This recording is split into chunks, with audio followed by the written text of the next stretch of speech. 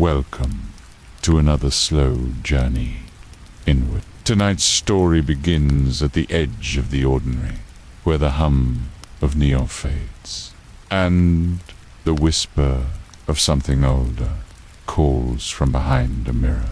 It begins with cracked leather and amber light, with whiskey that tastes like forgetting, and a quiet bar filled with souls waiting to be seen. But somewhere beyond the smoke, beyond the ache, a door appears that shouldn't exist, but opens anyway.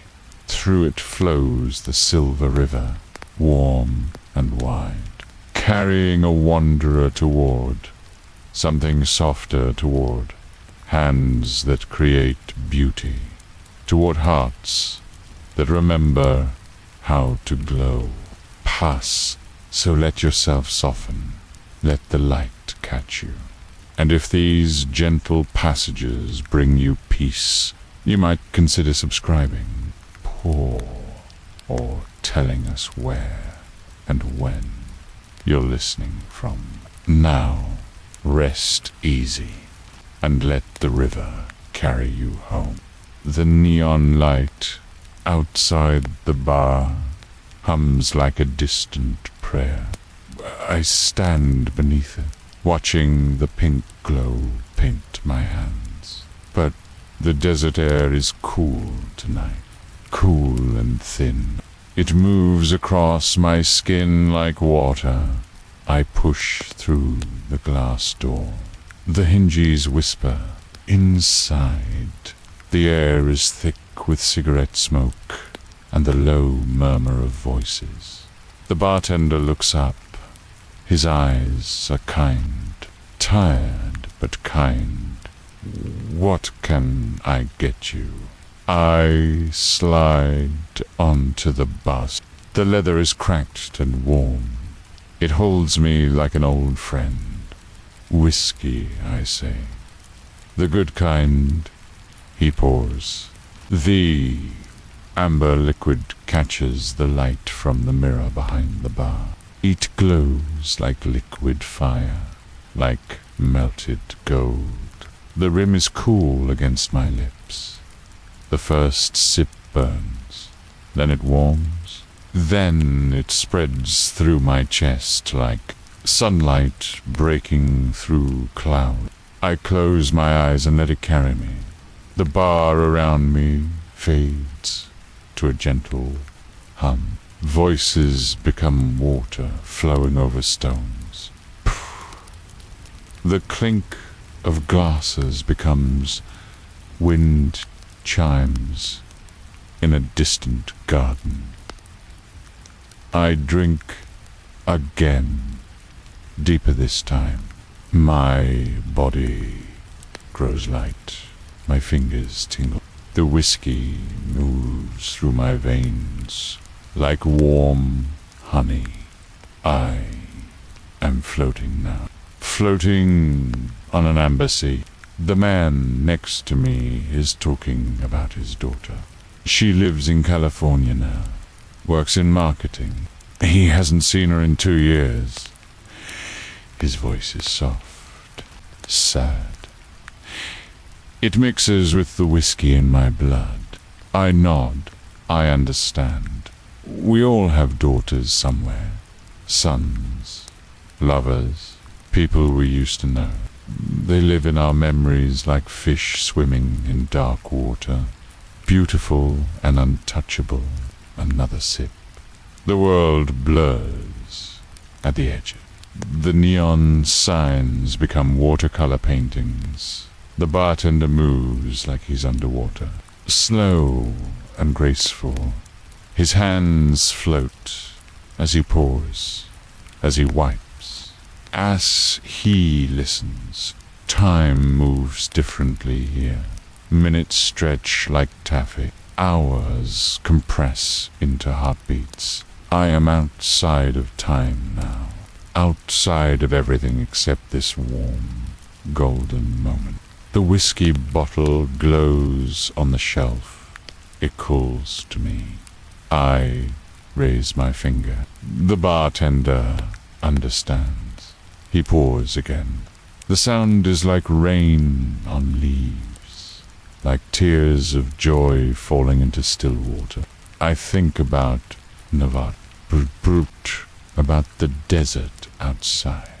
Miles and miles of nothing. Beautiful nothing. The kind of emptiness that makes you feel full. The kind of silence that sings. My childhood home had silence like that. In the mornings, before anyone woke up, I would lie in bed and listen to the house breathing, to the walls settling, to the dust motes dancing in the first light. Now I live alone, in a small apartment with thin walls. I can hear my neighbors arguing, loving, living their lives in whispers and shouts. I am separate from them. I float above their noise. Like smoke, the whiskey makes everything soft. The sharp edges of loneliness become smooth. The ache in my chest becomes warmth. The emptiness becomes spaciousness. Room to breathe. Room to be. I drink again.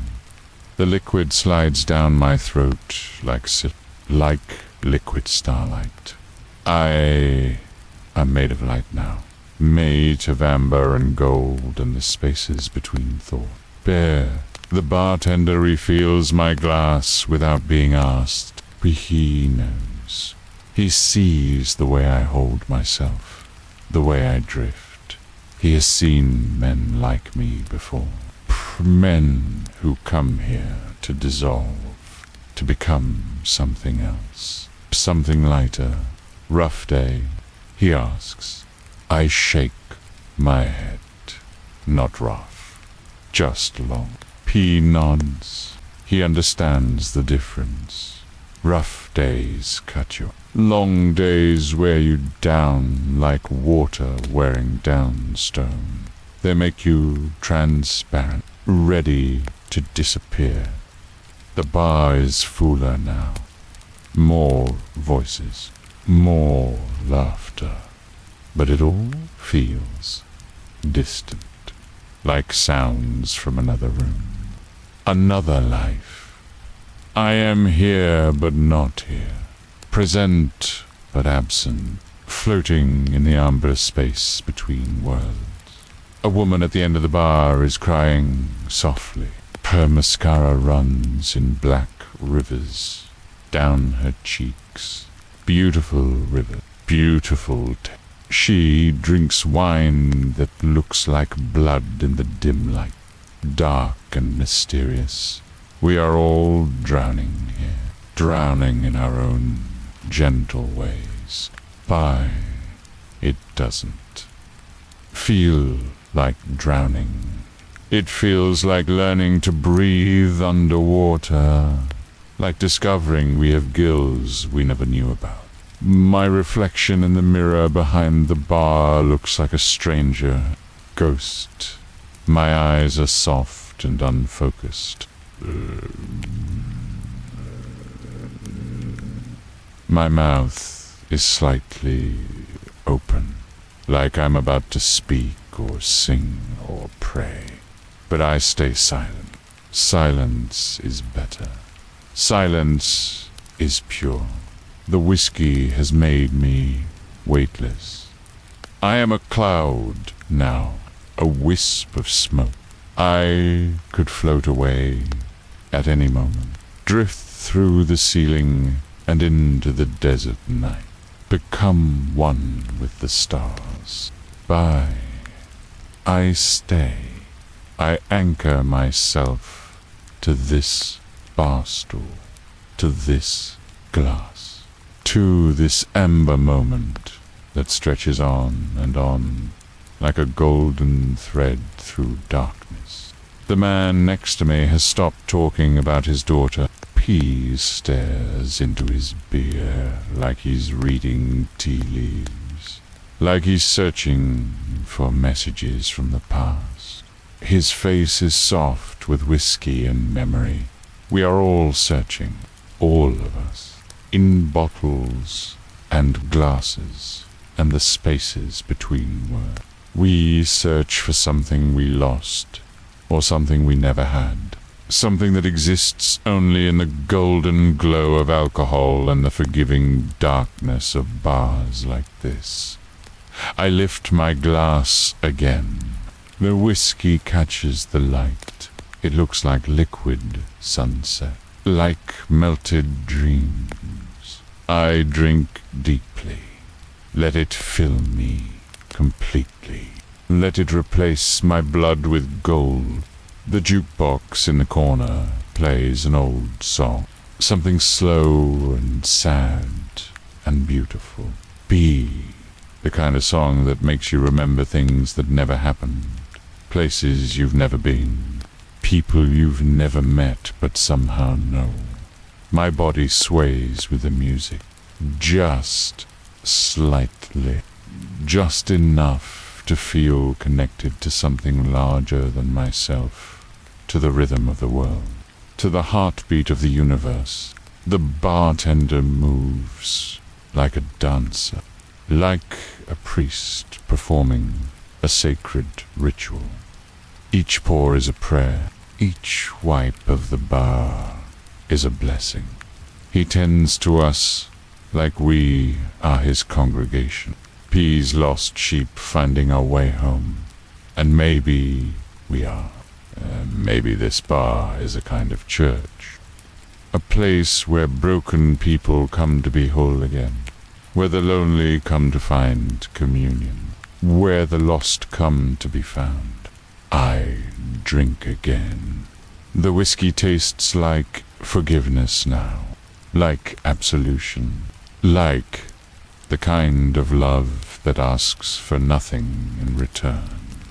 It warms me from the inside out, makes me glow like a candle in a dark window. My thoughts drift like smoke, like clouds across a vast sky. I think about my job, my empty apartment, my quiet life. They seem far away now. Like things that happened to someone else, in another lifetime. Here, in this amber moment, I am perfect, complete. I am exactly where I need to be, doing exactly what I need to do, which is nothing, which is everything. The woman at the end of the bar has stopped crying. She sits perfectly still. Her wine glass empty, her hands folded in her lap like she's praying. She glows in the dim light. We all glow. The whiskey moves through me like liquid starlight. It illuminates parts of me I had forgotten, chambers of my heart that have been dark for years. It lights them up one by one, gentle and warm. I am falling now, falling through layers of consciousness, through amber and gold, and the soft spaces between thoughts. But it doesn't feel like falling.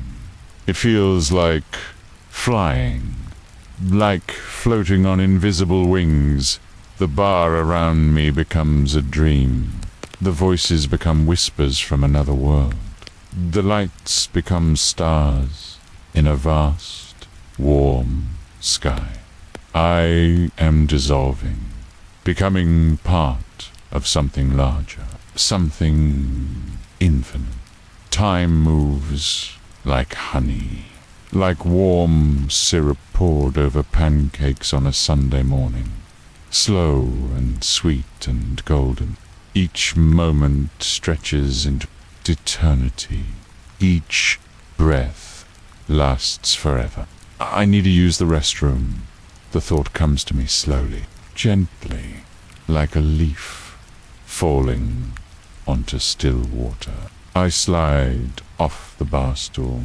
My legs are soft, unsteady, but they carry me. The floor feels like it's made of clouds, like I'm walking on air. Each step is a small miracle, a tiny act of faith. I trust my body to carry me, and it does. The hallway to the restrooms is narrow and dim. The walls seem to breathe, to pulse with their own inner light. I run my hand along them as I walk. They feel warm, alive.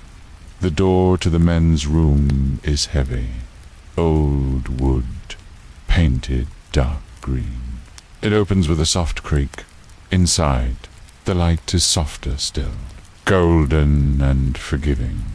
It wraps around me like a warm embrace. I stand at the mirror above the sink. My reflection looks back at me, but it's different now. Softer, more translucent, like I'm made of light and shadow and the spaces in between. The water from the faucet is cool. I splash it on my face. It feels like liquid silver, like tears of joy. It runs down my cheeks and drips from my chin. Each drop carries away something I no longer need. I dry my face with a paper towel. Their rough texture feels good against my skin, grounding, real, but also distant. Like everything is happening to someone else. Like I'm watching my life through thick glass. I turn to leave. But something stops me. The air in the room has changed, become thicker, warmer. It smells different now, like wood smoke and honey, like old fur and new bread. The fluorescent light above me flickered once, twice, then steadied. Bah! The quality of the light has changed. It's warmer now, more golden, like firelight dancing on stone wall. I blink. The white tiles on the walls shimmer. They seem to be changing, becoming something else, something older, rougher, like stones, fitted together by ancient hands. The mirror reflects something impossible. Behind me, instead of the narrow restroom, I see a vast space, warm and golden and alive with moving shadows. I can hear voices, laughter, the clink of metal cups. Turn around slowly. My heart beats like a gentle drum. The restroom is gone. In its place is something from another time, another world. Rough-hewn wooden beams stretch overhead. A fire crackles in a massive stone hearth. The air is thick with smoke and the scent of roasted meat, veal and honey, and something wild and free. Fur-covered benches line long wooden tables. Men with beards and braided hair drink from horn cups and metal goblets. This is not the Nevada bar. This is somewhere else entirely. Somewhere that exists outside of time, outside of the laws that govern ordinary life. A place where whiskey and dreams and golden light converge. I should be afraid, should be confused, should be running back to the familiar world of neon and cigarette smoke, but I'm not. I'm peaceful. This feels right. This feels like coming home. The golden light wraps around me like a blanket, like loving arms. It welcomes me into this impossible place, this dream made real, this reality made dream. I take a step forward, then another. My feet find the wooden floor. It's solid beneath me, prill. The warmth of the fire touches my face. The voices grow clearer, more distinct. This is where I belong. In this amber moment, in this golden place between worlds, where whiskey becomes mead and Nevada becomes something ancient and wild and free. I move deeper into the warmth, into the light, into the impossibility of it all. And I am not afraid. I am home. The silver river has carried me here, to this place of fire and fur and gentle voices, to this sanctuary of golden dreams and whiskey-soaked prayers. I breathe in the warm air. It fills my lungs like liquid light, like melted I am dissolving again, becoming part of this place, part of this impossible, beautiful moment. The voices welcome me without words. The fire warms me without judgment.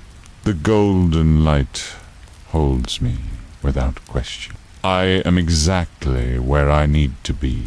I close my eyes and let the silver river carry me deeper into warmth, into light, into the space between sleeping and waking, where all things are possible. The wooden floor feels solid beneath my feet, real in a way that defies explanation. Each plank tells a story, worn, smooth by countless boots, stained dark with spilled ale and time itself. I stand in the doorway between worlds. Behind me, the memory of white tiles and fluorescent light fades like a half-remembered dream. Before me stretches a vast hall that breathes with its own life. The fire in the great hearth dances, orange and gold and deep red. It casts moving shadows on the stone walls, makes the room alive with shifting light, with warmth that reaches into my bones and melts the last of my Nevada coldness. Men sit at long tables, their faces ruddy with drink and firelight. Fire, their beards thick and braided with small bones and silver rings. They wear fur and leather and rough-woven cloth. They smell of wood smoke and wild places and the kind of freedom I had forgotten existed. One looks up at me. His eyes are the color of storm clouds, gray and deep and knowing. He raises his cup in greeting, a salute to the stranger who has wandered into their warm circle. "Welcome, traveler," he says. His voice is like distant thunder, like stone, rolling down a mountainside. It fills the space between us with comfortable weight. I nod. Words seem unnecessary here, clumsy. The golden light speaks for me. The warmth of the fire extends my greeting. The whiskey in my blood translates my gratitude into something they understand without explanation. I move toward an empty space at the nearest table. My legs carry me without conscious thought. They know where to go, how to move in this place that exists outside the rules of ordinary time. The bench is covered with thick fur. It yields beneath me like a living thing, warm and soft and welcoming. I sink into it and feel myself becoming part of this impossible tableau, this dream that tastes of smoke and honey. A woman approaches from the shadow. She is tall and strong and moves like flowing water. Her hair is the color of wheat at sunset. Her dresses, rough-spun wool, dye the deep blue of midnight sky. Pure. She carries a pitcher that gleams like silver in the firelight.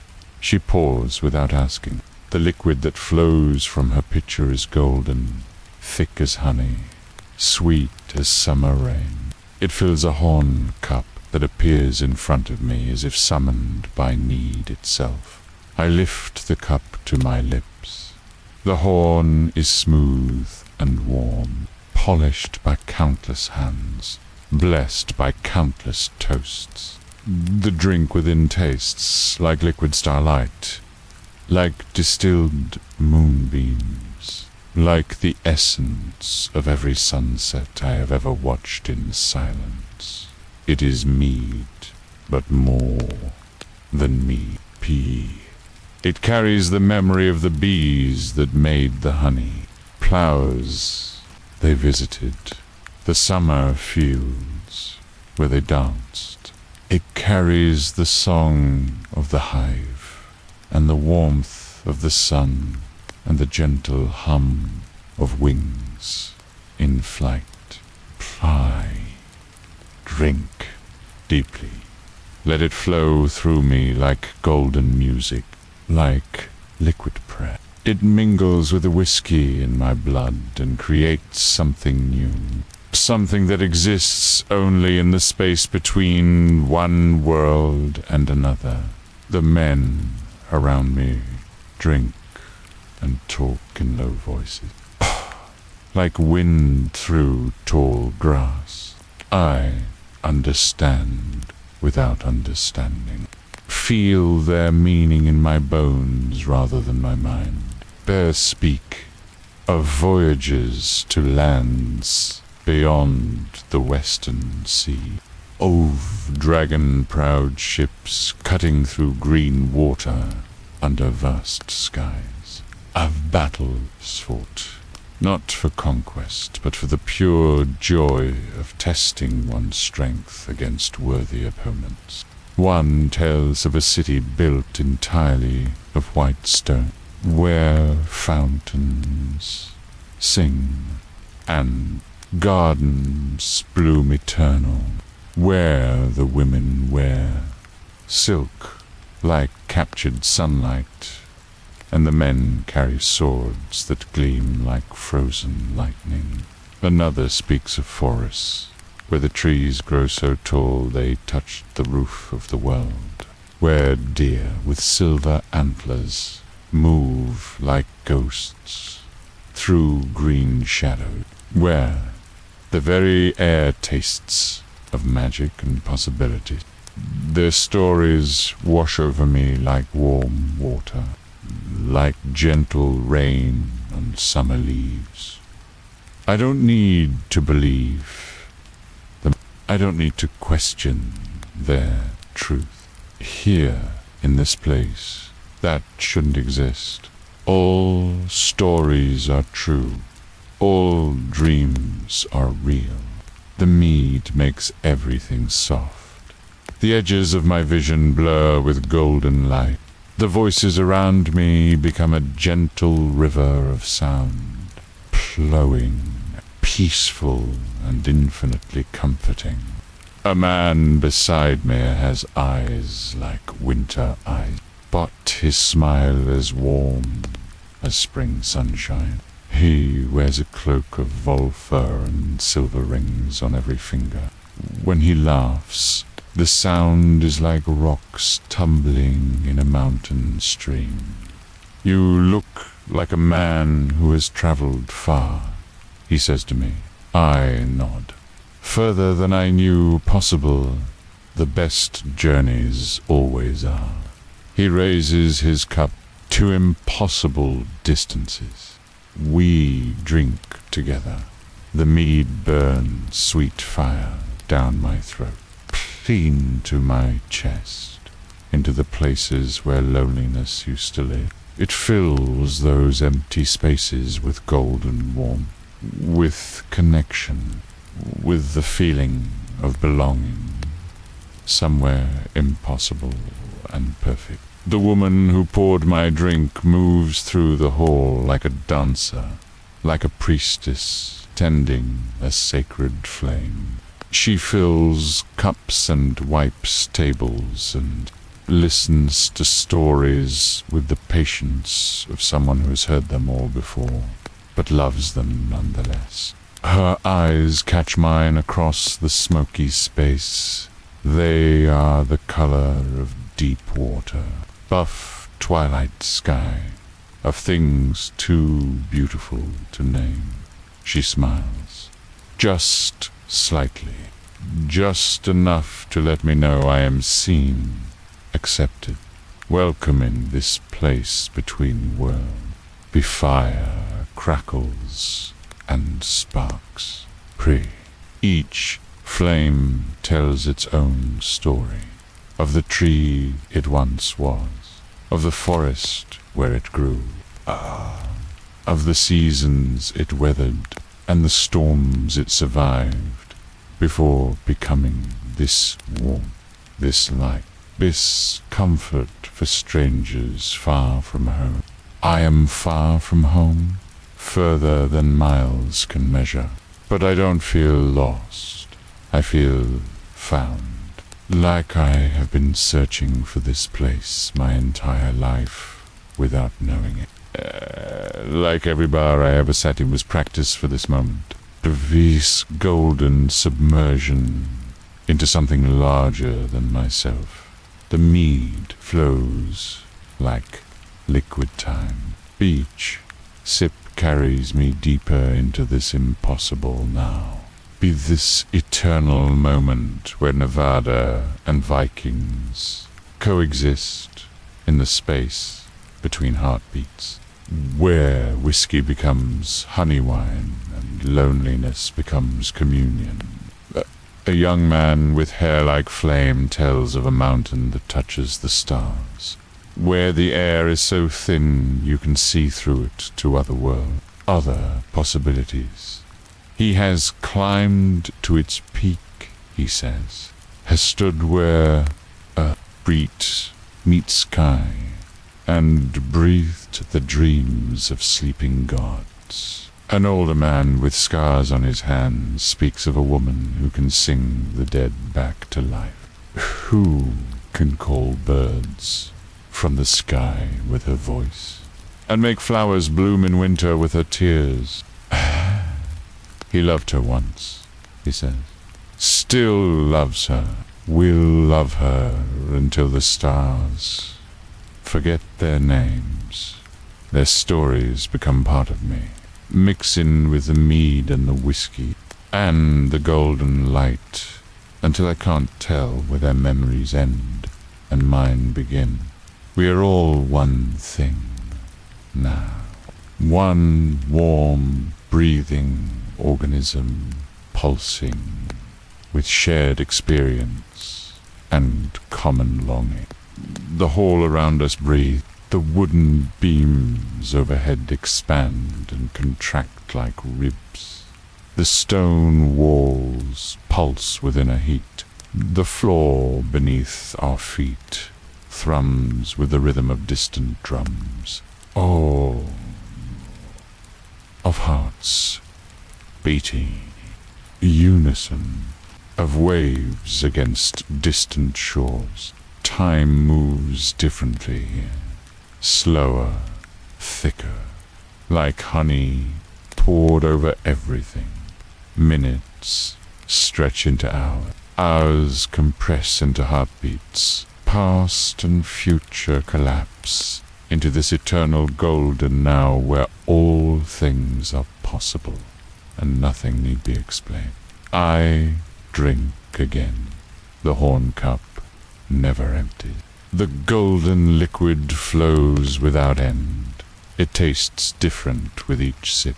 Sometimes like flowers, sometimes like rain, sometimes like the memory of a kiss I never received but always knew was coming.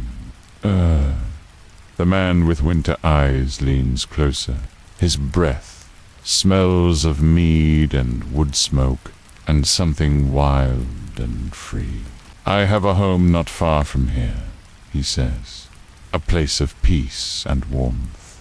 You are welcome to share our fire, our food, our quiet company. His words wrap around me like a warm cloak, like an invitation to something I didn't know I was seeking. I look into his storm-gray eyes and see only kindness, only the simple desire to offer shelter to a wanderer far from home. I would be honored, I say. He nods, satisfied, complete, the way people nod when something important has been decided, when a path has been chosen, and the journey can continue. We finish our drinks in comfortable silence. The mead pools in our bellies like liquid starlight, like concentrated warmth. The fire burns lower but never dies. The voices around us soften to whispers, to lullabies sung in languages older than memory. The golden light dims to a gentle glow, amber and honey and the color of wheat fields. At sunset, it wraps around us like a blanket, like loving arms, like the kind of peace that can only be found in impossible places, with impossible people who understand, without explanation. I stand. My legs are steady now, rooted, connected to this wooden floor and this stone foundation, and this earth that exists somewhere between dream and waking.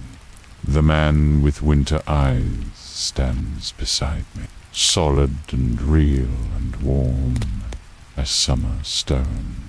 Till we move toward the great doors at the far end of the hall. They are carved with intricate patterns, dragons and wolves and trees that seem to grow even as I watch, vines and flowers and faces that smile at me from deep wood grain. The other men raise their cups as we pass, not in farewell but in blessing, in recognition of something beautiful about to unfold. Their voices follow us like gentle benediction, like prayers for safe passage and sweet dream. The doors open onto night, but not the empty desert night of Nevada. This is night alive with stars, with the scent of pine and snow and distant seas, with the sound of wind through tall grass and the distant howl of wolves singing to the moon. The air is clean and cold and sharp in my lungs. It tastes of possibility, of adventure, of the kind of freedom that comes only when you step outside the boundaries of everything you thought you knew. We walk along a path of white stones. They glow faintly in the starlight, like captured moonbeam, like the footprints of angels walking ahead of us, leading us towards something wonderful and impossible and perfectly right. The man beside me moves with quiet confidence. He knows this path, has walked it countless times. He is leading me home, not to my home, but to his. And somehow that feels like the same thing. Behind us, The great hall glows like a beacon, like a lighthouse for souls lost at sea. The golden light spills from its windows and doors, warmth and welcome and a promise that sanctuary exists. That there are places in the world where strangers become family and loneliness becomes connection. Ahead of us lies something even better, a place of deeper peace, of quieter joy, of the kind of intimacy that can only be shared between souls who recognize each other across the vast distances of space and time and impossible circumstance. The mead sings in my veins. The whiskey hums in harmony. Together they create a song of perfect contentment, of surrender to whatever magic has brought me to this moment, this path, this companion who walks beside me like a guardian angel made flesh. We walk in comfortable silence, our footsteps soft on the glowing stones, our breath visible in the cold air.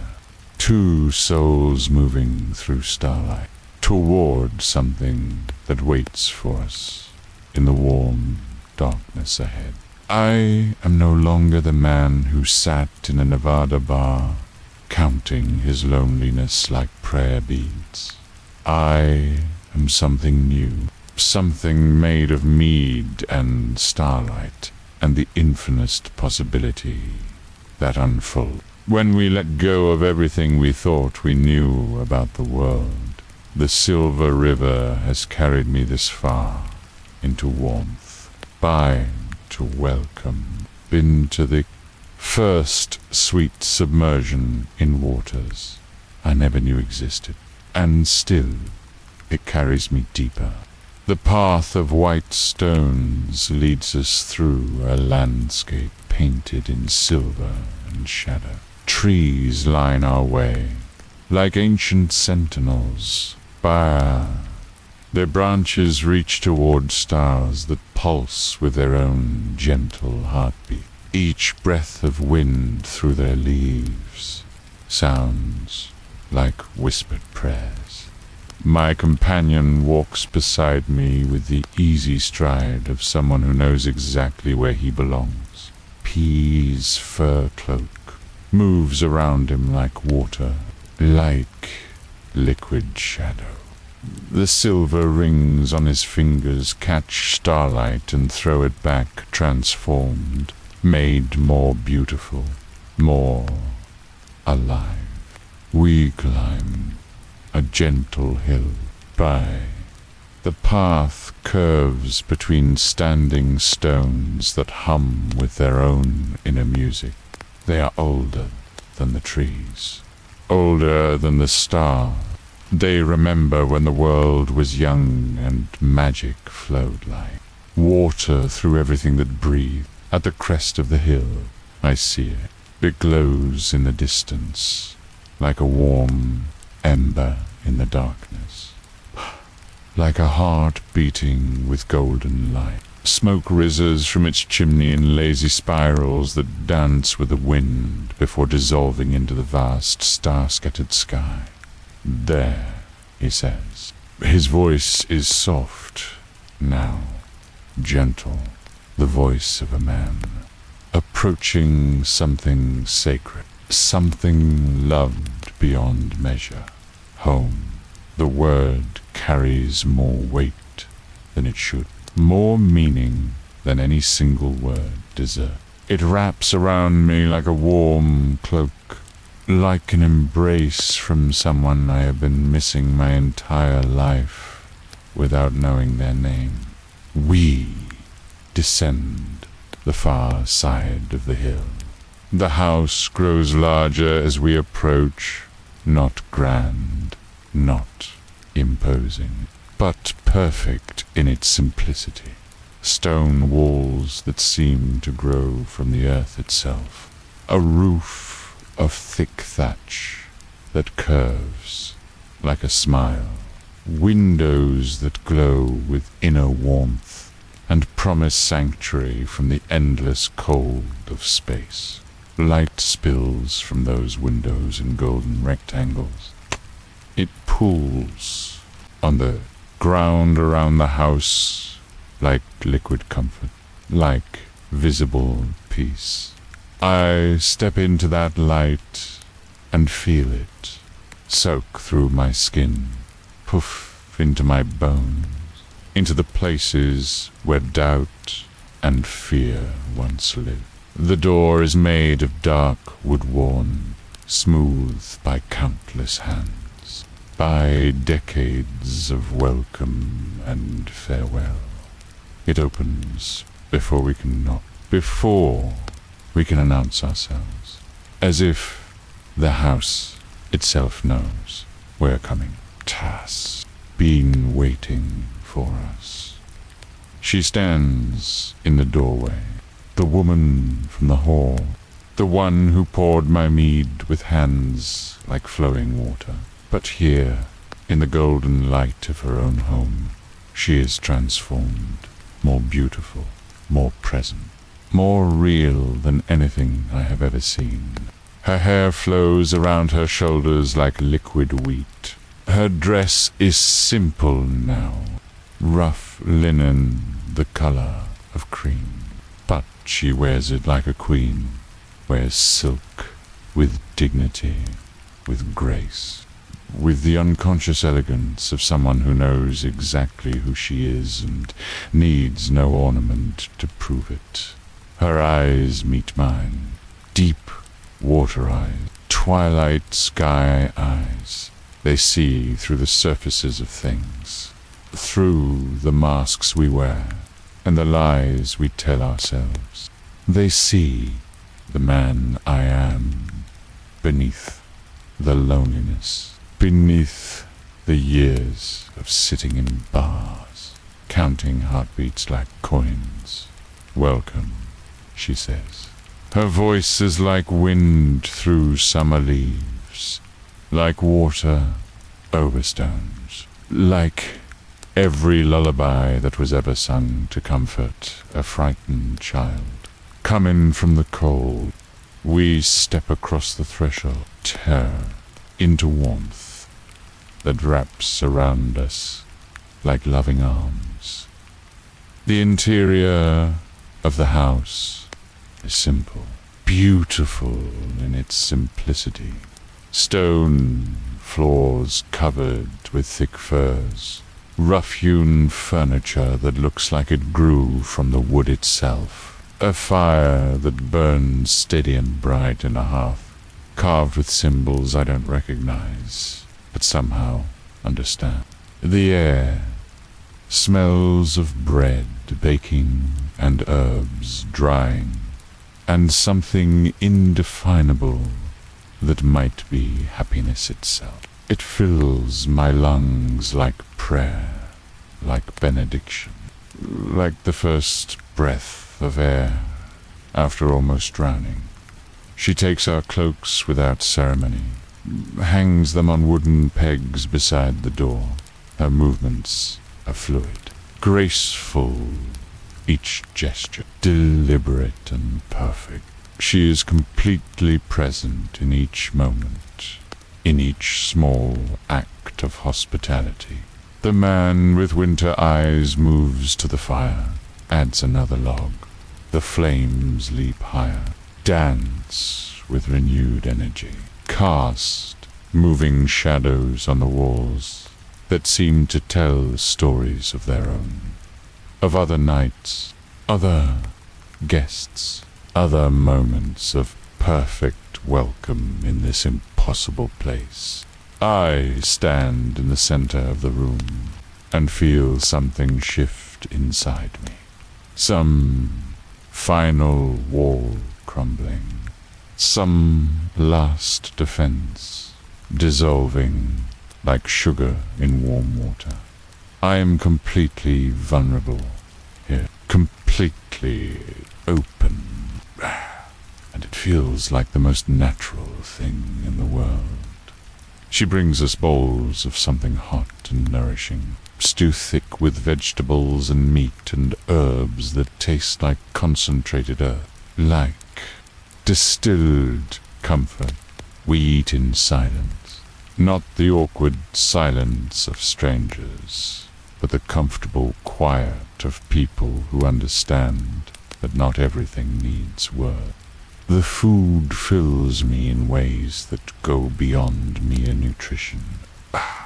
It carries the taste of this place, by the garden where the vegetables grew, of the animals that gave their lives willingly, of the hands that prepared it with love and attention, and the desire to nourish more than just body. The man tells her about our meeting, about the hall and the mead, stories shared around long tables. His words are simple, understated, but she listens with complete attention, as if his words are precious things, to be treasured and remembered. Her eyes move between us as he speaks, reading not just his words, but the spaces between them, the silences, the meanings that hide beneath the surface of language. She nods occasionally, smiles, exists completely in the present moment of this sharing. When he finishes, she looks at me, really looks, not just at my face, but into my eyes, into the depths where I keep the things I never speak aloud, the loneness, the longing, the desperate hope that somewhere in the world there might be people who understand without explanation. You have traveled far, she says. Not a question, a statement of fact, a recognition of truth. I nod. Further than I knew was possible. The furthest journeys always are. She stands, moves to the fire, stirs it with a poker carved from what looks like whalebone. The flames respond to her touch, grow brighter, warmer, more alive. Distance isn't measured in miles here. I understand. Toil in this place between worlds. Distance is measured in courage, in willingness to let go of everything familiar, in the ability to step through doorways that shouldn't exist into rooms filled with impossible warmth. The mead has settled in my blood like liquid starlight. The whiskey has become something else entirely. Something that tastes of smoke and honey and the infinite patience of people waiting for something beautiful to unfold. She brings us cups of something new, not mead this time. Something darker, richer. It tastes of berries and herbs and the concentrated essence of summer afternoons, of lazy hours spent in meadows where time moves like honey and every breath carries the scent of wild flowers. We drink and the world becomes softer still, to blur. The edges of everything blur with golden light. The fire burns without consuming. The shadows dance without threat. The very air seems to pulse with gentle light. The man with winter eyes settles deeper into his chair. His face relaxes into lines of perfect contentment. He is home, safe, surrounded by love and warmth, and the kind of peace that can only be found in places where masks are unnecessary and pretense dies a gentle death. She moves around the room like a dancer, like a priestess tending sacred flame. Each movement deliberate, purposeful, beautiful. She arranges things that don't need arranging, touches objects with fingers that seem to communicate love through contact alone. I watch her and feel something stirring in the depths of my chest. Not desire exactly, something deeper, more pure. The recognition of something I have been seeking my entire life without knowing what it was. Completeness, wholeness, the feeling of being exactly where I belong. But she catches me watching, smiles, not the practiced smile of politeness, by the genuine expression of someone who understands, who sees, who accepts without judgment or condition.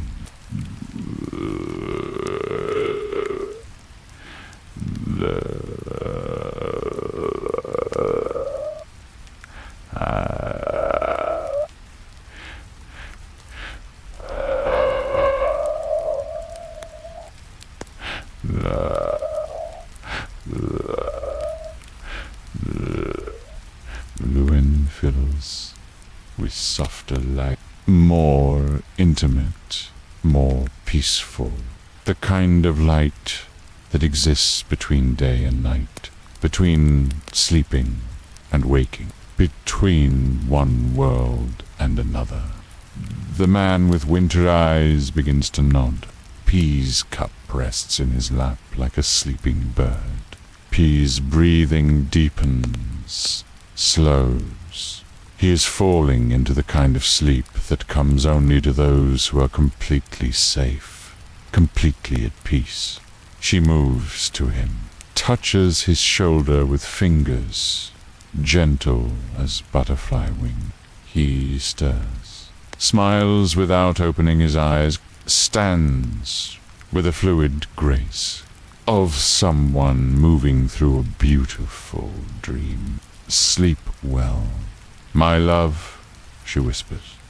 He kisses her forehead, soft as blessing, gentle as prayer. They have kissed like this countless times, will kiss like this countless more. Each touch a small ceremony to a daily sacrament of love that needs no words to make it holy. He disappears through a doorway deeper into the house. I hear his footsteps on wooden stairs, a door closing softly. Be the gentle sounds of someone settling into familiar comfort, into the kind of rest that comes only to those who know they are loved. She and I are alone now. The fire whispers between us. The golden light wraps around us like a shared secret, like a blessing.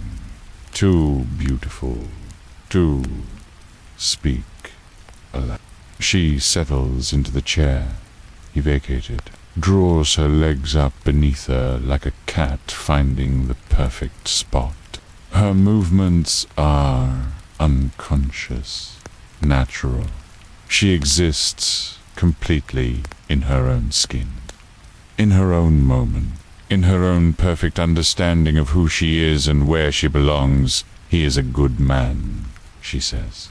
Her voice is barely above a whisper, soft as wind through wheat field. The best of men.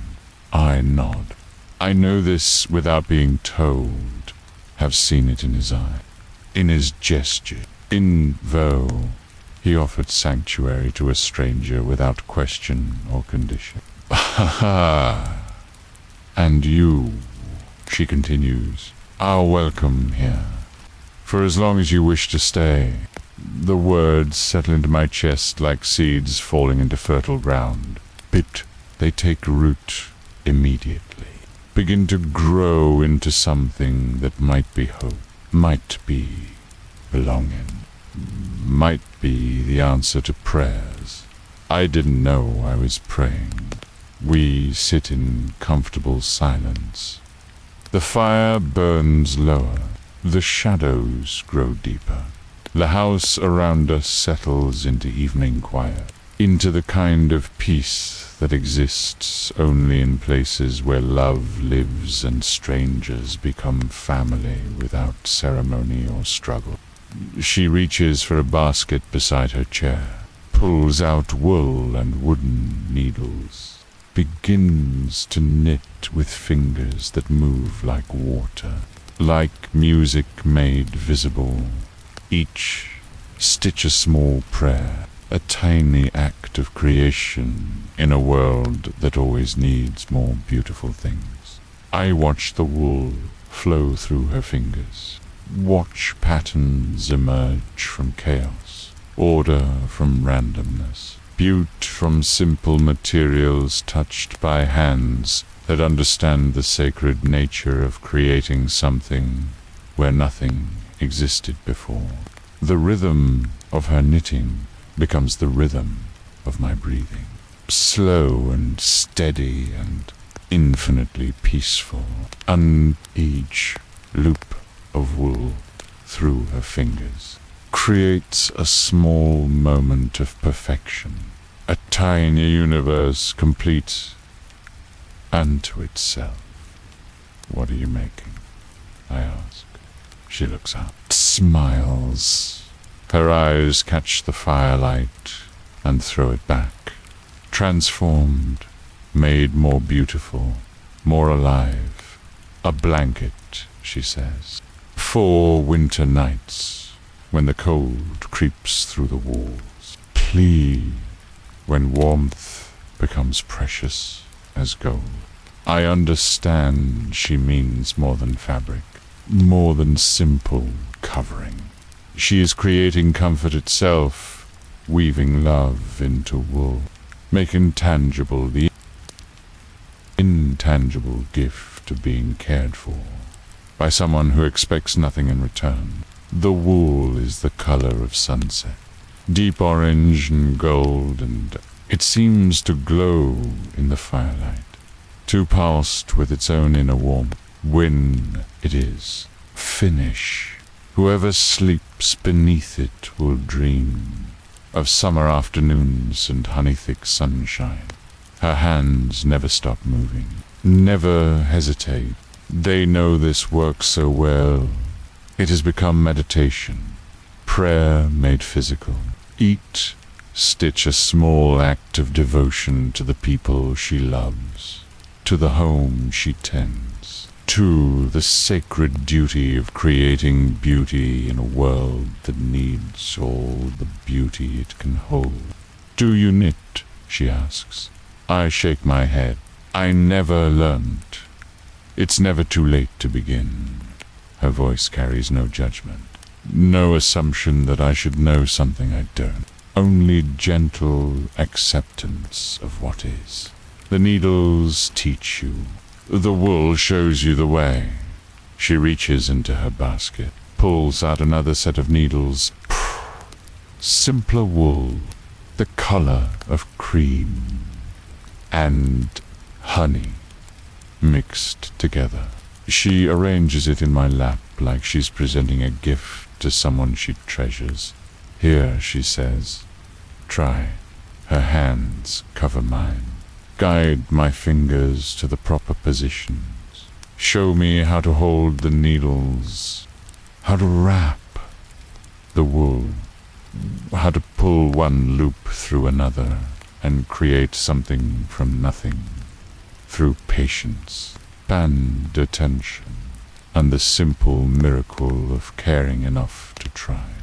At first, my hands are clumsy, uncertain. The wool tangles. The stitches come out uneven, but she doesn't correct me, doesn't point out my mistakes. She simply continues her own knitting beside me, her presence a comfort, a benediction, a silent promise that perfection isn't the point.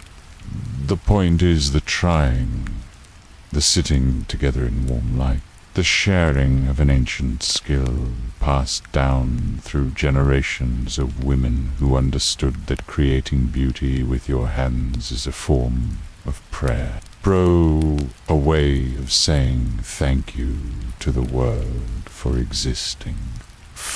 Providing wool and needles and fingers capable of transformation. Slowly, very slowly, my hands begin to understand. The wool stops tangling quite so much. The stitches become more regular, more even. I am learning not just how to knit, but how to be present in the moment of creation, how to exist completely in the small space between intention and completion. The fire burns lower still. The golden light dims to amber, to honey, to the color of late afternoon sunshine filtered through autumn leaves. The house around us breathes with contentment, with the satisfaction of shelter provided and comfort shared and love made visible through small acts of kindness. Bear, she says, softly. You see, the wool knows what it wants to become. We just help it get there. I look down at my work. Rough and imperfect, but recognizably something. A small rectangle of cream-colored wool. My first stitches. My first small act of creation in this impossible place where miracles unfold as naturally as breathing. What will it become? I ask, whatever it needs to be. She ties off her own work, sets it aside. The beginning of something beautiful, something that will bring warmth to someone she loves when the nights grow long and cold. A scarf, perhaps, or the start of something larger. We'll see what it tells us. We sit in the amber light and knit in comfortable silence. Two souls creating beauty with their hands, with their attention, with breath, willingness to transform simple materials into something more than the sum of their parts. The house settles around us. The wooden beams overhead contract slightly as the night air cools. The stone walls radiate stored warmth from the day's sun. Everything alive with its own gentle purpose, its own quiet contribution to the peace that wraps around us like a second skin. Through the window, I can see stars scattered across the vast sky, diamonds sewn into black silk. They pulse with their own inner light, their own ancient songs. They have watched over countless nights like this one, countless moments of simple human contentment, played out in firelight and shared silence. My stitches grow more, even more confident. The wool flows through my fingers with increasing ease. I am learning not just a skill, but a way of being. A way of existing completely in the present moment. Prayer, finding meditation in repetition. Prayer in patience. Peace in the simple act of creating something beautiful with my hands. She glances at my work occasionally, nods approval. Her smile is gentle, encouraging. She sees the imperfections, but focuses on the attempt, on the willingness to try something new. To step outside the familiar boundaries of what I thought I could do. In my country, she says, we believe that everything you make carries a piece of your soul. That when you create something with love and attention, you give it life.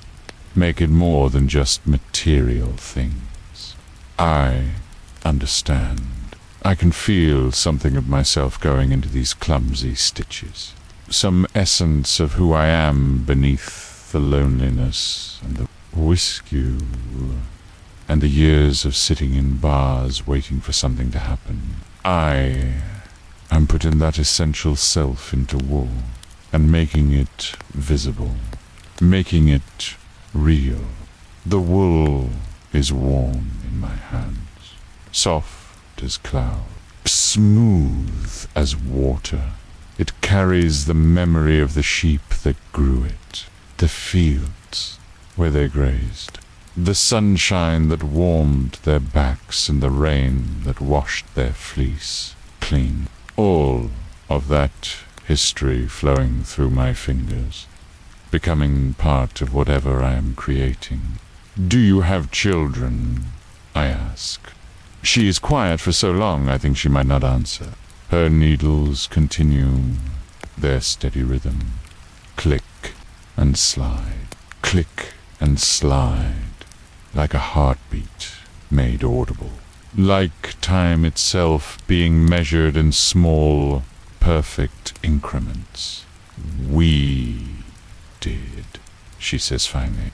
Her voice is soft, distant, like she's speaking across a vast space, across years and loss, and the kind of grief that transforms people into something deeper, something more, compassionate, a daughter, beautiful as morning light. She would have loved to teach you to knit. The past tense hangs in the air between us, heavy with unspoken sorrow, with the weight of dreams that ended too soon. But there is no bitterness in her voice, no anger at the universe for taking what she loved most, only the quiet acceptance of someone who has learned to carry grief like a prayer, like a sacred burden that connects her to something larger than her own pain. I'm sorry, I say. Be. She looks up, smiles. The expression transforms her face, makes her luminous, beautiful in a way that has nothing to do with features and everything to do with the soul that shines through them. Don't be, she says. She exists still, in every beautiful thing we create, in every stranger we welcome, in every moment of love shared between souls who recognize each other across the impossible distances of time and space. I understand. The daughter lives on in this moment, in the wool flowing through our fingers, in the warmth of the fire and the comfort of shared silence. She is present in every act of creation, every gesture of love, every small kindness offered without expectation of return. We'd knit until the fire burns down to glowing coals, until the golden light fades to the deep amber of late evening, until my fingers begin to ache with the unfamiliar motion and my eyes grow heavy with a peace that comes from being exactly where you belong. That's enough for tonight, she says. She takes the work from my hands, examines it with the attention of someone evaluating a precious gift. Beautiful. You have good hands, patient hands. The wool trusts you.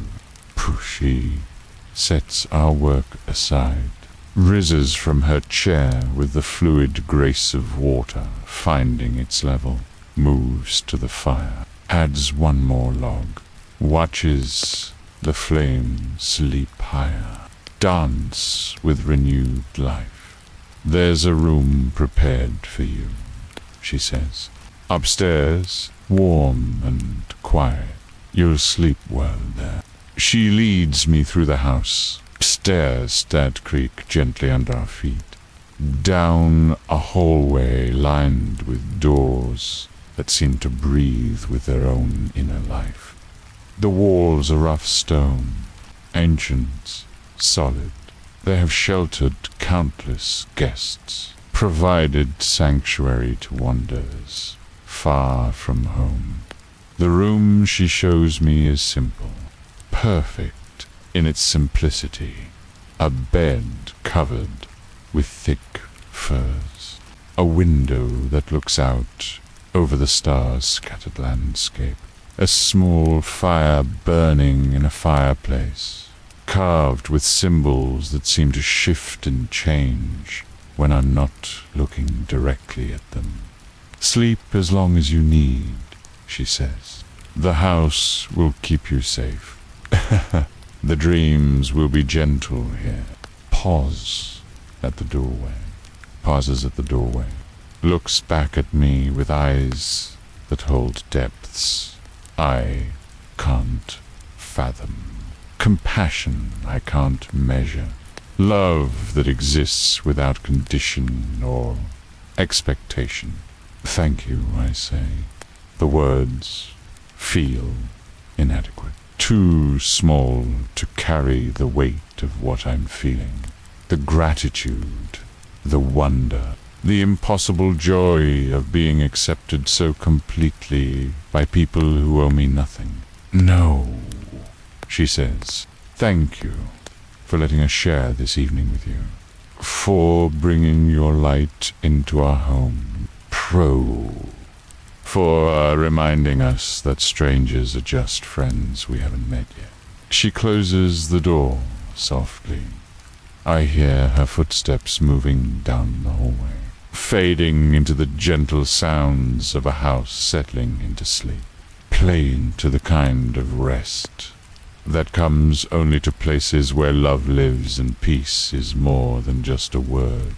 I move to the window, look out at the impossible landscape spread below. Blot, the path of white stones glows faintly in the starlight.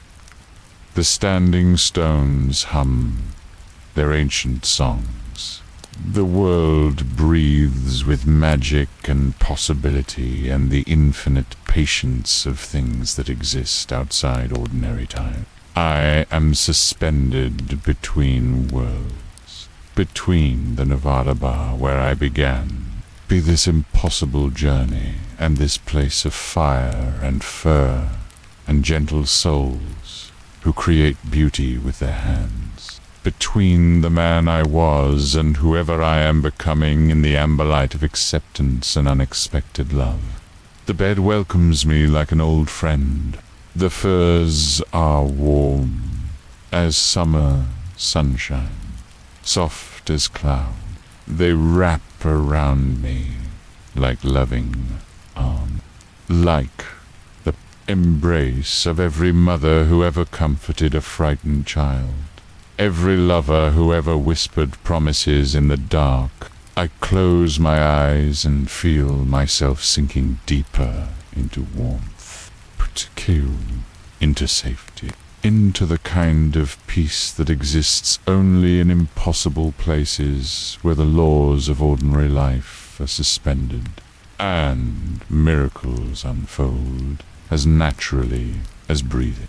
The wool flows through my dreams, cream and honey, and the memory of patient hands teaching new fingers ancient skills.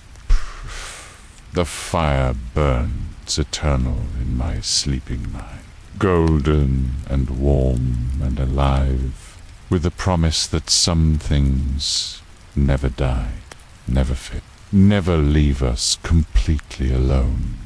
I sleep between bodies of light, between souls that shine with their own inner radiance. Between the man I was in Nevada and the man I am becoming in this place, where distance is measured in courage and love flows as freely as wine pours poured by generous hand. The silver river carries me deeper still, into dreams that taste of mead and starlight, into rest that heals wounds I didn't know I carry, into the perfect peace of being exactly where I belong. I wake without waking, float upward through layers of sleep like a diver rising toward light. The bed holds me still, warm furs wrapped around my body like gentle arms, like the embrace of every comfort I have ever known distilled into this single moment of perfect rest. The room breathes around me, pulse with stored warmth. The window glows with soft light that might be dawned or might be something else entirely. Time moves differently, measured not in hours but in heartbeats. Indie, gentle rhythm of breath, flowing in and out like tides. I remember everything. The Nevada bar, the impossible doorway, the hall of golden light, and the man with winter eyes. The house, the woman with twilight deep eyes, who taught me to create beauty with my hands. The wool flowing like liquid prayer through my fingers. But the memories feel different now, softer, more translucent, like things seen through water or glimpsed in dreams. They might be more real than waking life. They exist in the space between certainty and wonder, between what I know to be possible and what my heart insists must be true. The fire in the small hearth has burned down to glowing coals. They pulse with their own inner life, like the hearts of sleeping dragons, like captured stars dreaming of the vast spaces between worlds. The symbols carved into the stone around the fireplace seem to move when I'm not looking directly at them.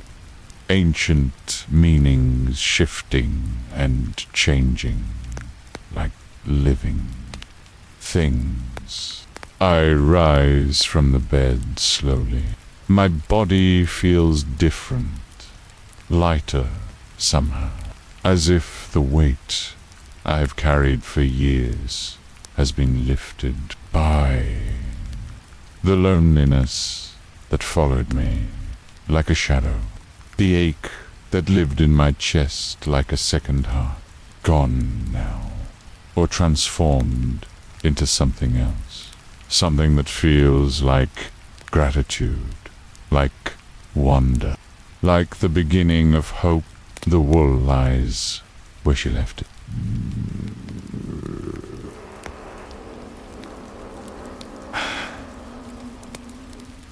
I can tell you how to. My first clumsy attempts at creation.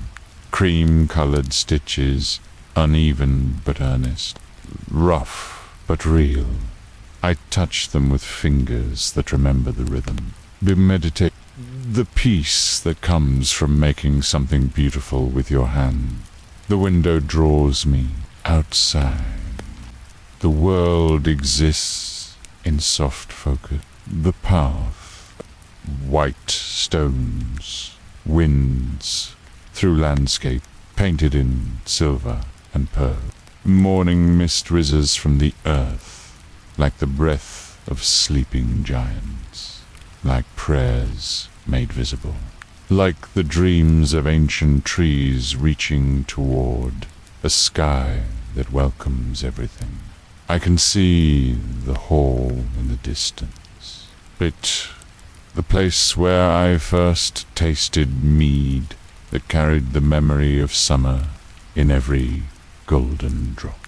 Smoke rises from its chimneys in lazy spirals. Other early risers move along the path, figures wrapped in fur and wool, and the comfortable certainty of people who know exactly where they belong. But they seem far away now, distant as memories, as if I'm looking at them through thick glass or from the bottom of a warm, golden sea. They exist in their world. I exist in this room, this moment, this breath that tastes of wood, smoke, and wool, and the infinite patience of stone walls that have sheltered countless dreamers. A soft knock at the door. So gentle I might have imagined it, but the door opens anyway. She enters like flowing water, like morning light made flesh, her hair loose around her shoulders now. Her dress, the color of forest shadows, deep green that seems to shift and change as she moves.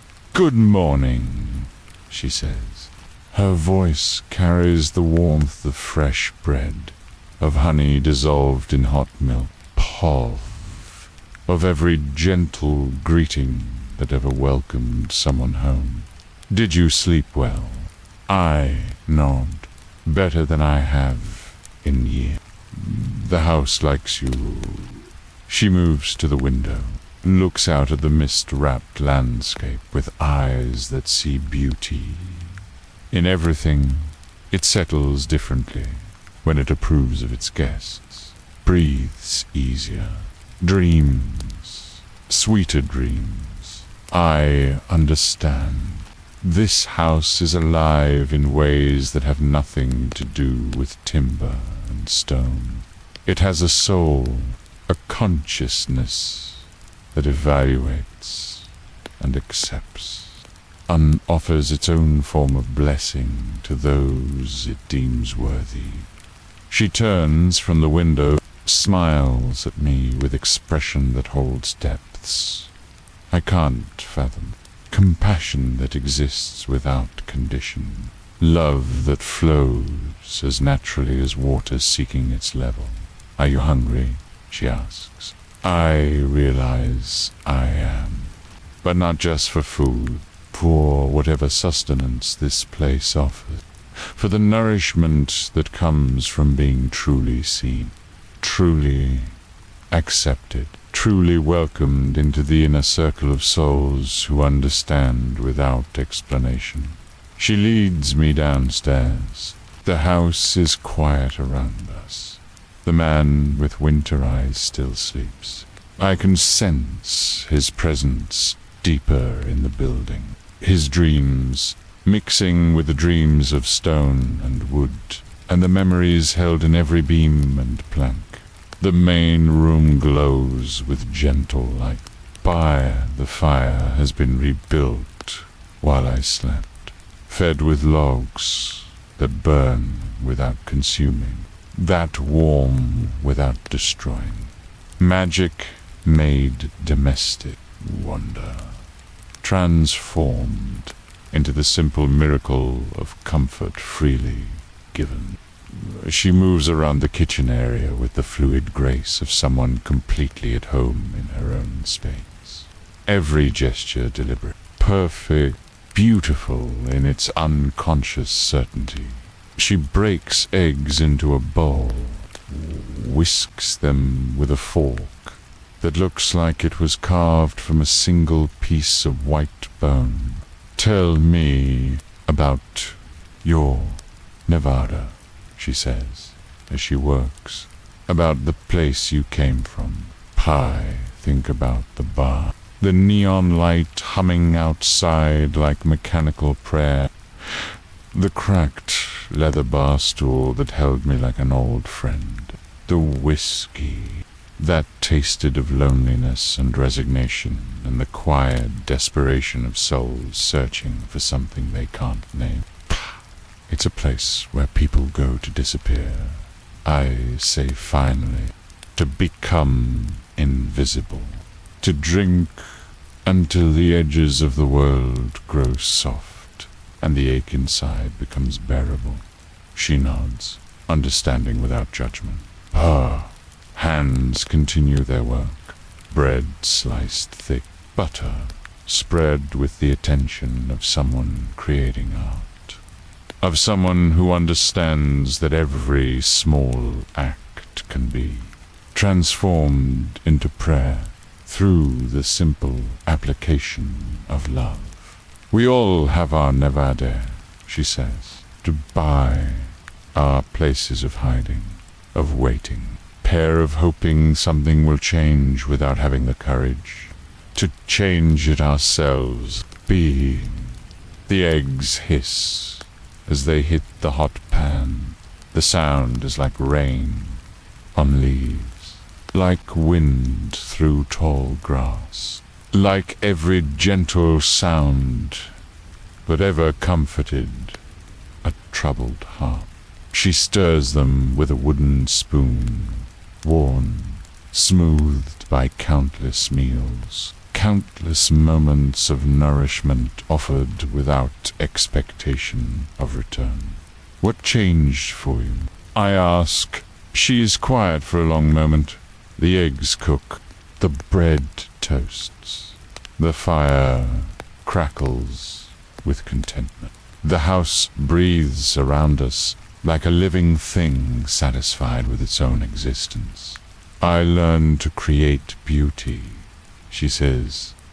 Finally, to make things with my hands, to transform raw materials into something more than they were before.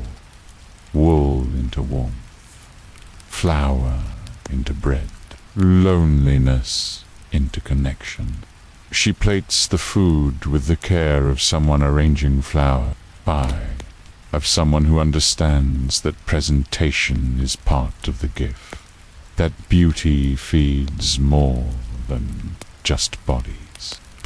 That attention to detail is a form of love made visible. We eat in comfortable silence. The eggs taste like concentrated sunshine. The bread carries the memory of wheat fields and summer rain, and hands that needed love into every loaf. The butter is sweet as fresh cream, rich as the contentment that flows between us without need for words. Through the window, I watch the mist lift slowly from the landscape, revealing more of this impossible world, where Nevada bartenders become Viking guests, and loneliness transforms into belonging without ceremony or struggle. A figure approaches, awake now, and moving with the easy stride of someone completely comfortable in his own skin, in his own world, in his own understanding of what it means to be alive and present and grateful for the simple miracle of another day. He enters without knocking. This is his home, his sanctuary, his place of perfect peace.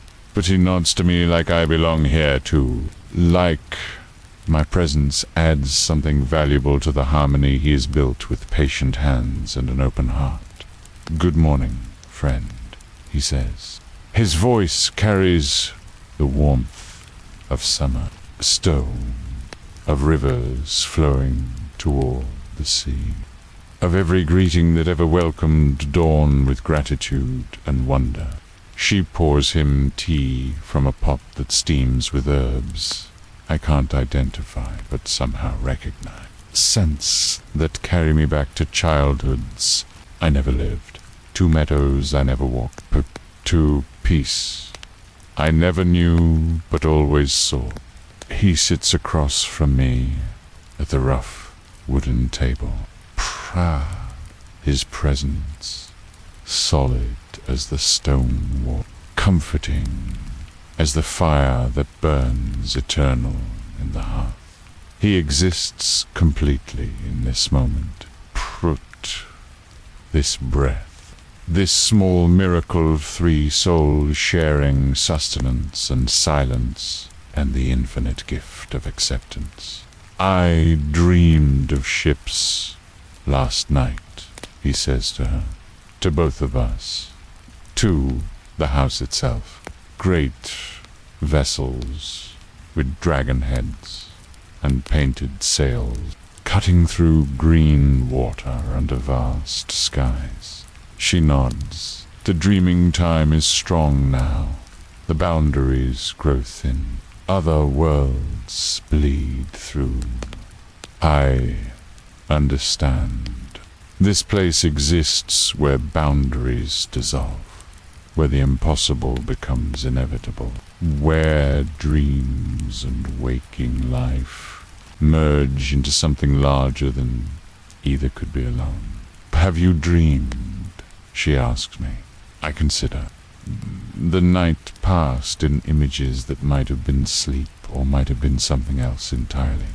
Visions of wool flowing like water, of stars that sang lullaby, of hands teaching other hands the sacred art of creation. I dreamed of learning, I say, perchance that new things mine had forgotten, or skills passed down through generations of souls who understood that making beautiful things is a form of prayer. They both smile. The expressions transform their faces, make them luminous. They recognize the dream, have shared versions of it countless times. It is the dream of their people, their tribe, their understanding of what it means to be human in a world that needs all the beauty it can hold. Bit her. The tea warms me from within, spreads through my body like liquid starlight, like concentrated peat. Pute tastes of herbs that grow only in impossible gardens, blow from wells that tap into the source of all contentment. There are others you should meet, he says, people who would welcome you, who would share their skills and stories and the warmth of their fires. I feel a stirring in my chest. Not excitement, exactly. Something quieter, deeper. The recognition that community exists here. That loneliness is not the natural state of souls, but an aberration, a mistake, a wound that heals when touched by understanding hands. I would like that, I say. She reaches across the table, touches my hand with fingers gentle as butterfly wings. Her skin is warm, real, more solid than anything I've ever felt, more present than my own flesh.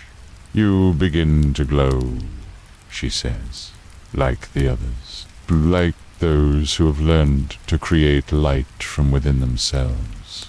I look down at my hands. They do seem different, somehow bright, as if illuminated from within by something that has nothing to do with external light. As if the peace I've found here has transformed my very cells, made them luminous, made them real in ways they never were before. What is happening to me, I ask. You are remembering, she says. Remembering who you were before Navat, before bars, before the loneliness that made you forget your own life. The man with winter eyes nods. We all forget. Get lost in the dark places, convinced we are separate, alone, cut off from the source that feeds all souls. But we are not, she continues. We are connected, all of us, part of something larger than ourselves, part of the light that creates and sustains and transforms everything it touches. I feel it now. Be connection, fly, like invisible threads stretching from my heart to theirs. By, to the house, to the fire, to the very stones beneath our feet. I am not separate, have never been separate. The loneliness was illusion. The isolation was dream. This connection is truth. The glowing in my hands intensifies, spreads up my arms, into my chest, my head. My entire body begins to pulse with its own inner radiance. Not harsh, not blinding, gentle as candlelight, warm as summer morning, beautiful as the first star appearing in twilight sky. There, she whispers. Now you see. I do see. Everything is connected.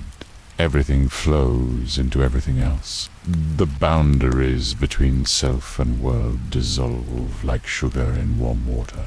I am the house. The house is me. I am the fire. The fire is me. I am these people. Phew.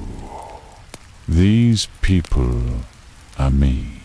The tea in my cup glows with the same light. The bread on my plate pulses with gentle radiance. The very air shimmers with visible peace, with love made manifest, with the kind of beauty that exists only when souls recognize their own light reflected in everything around them.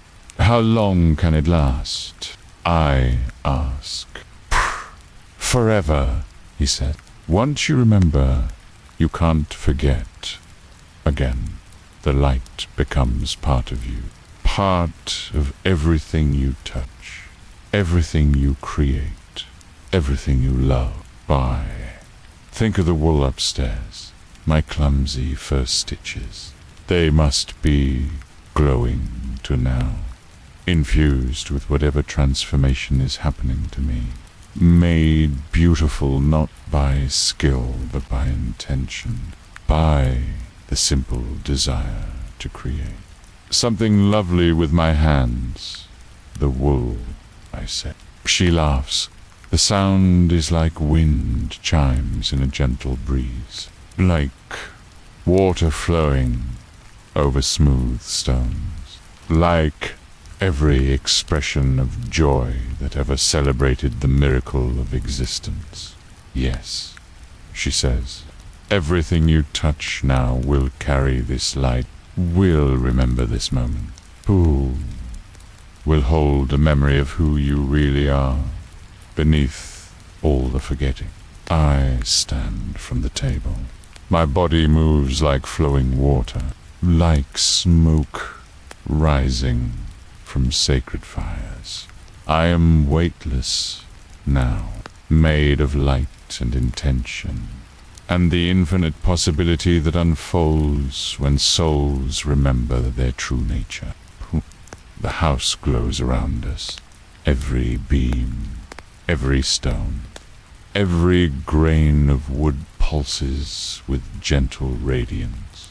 We have transformed it simply by being present, by remembering, by allowing our light to merge with its ancient wisdom. Through the window, I can see the path of white stones burning like captured starlight. The landscape beyond shimmers with its own inner radiance.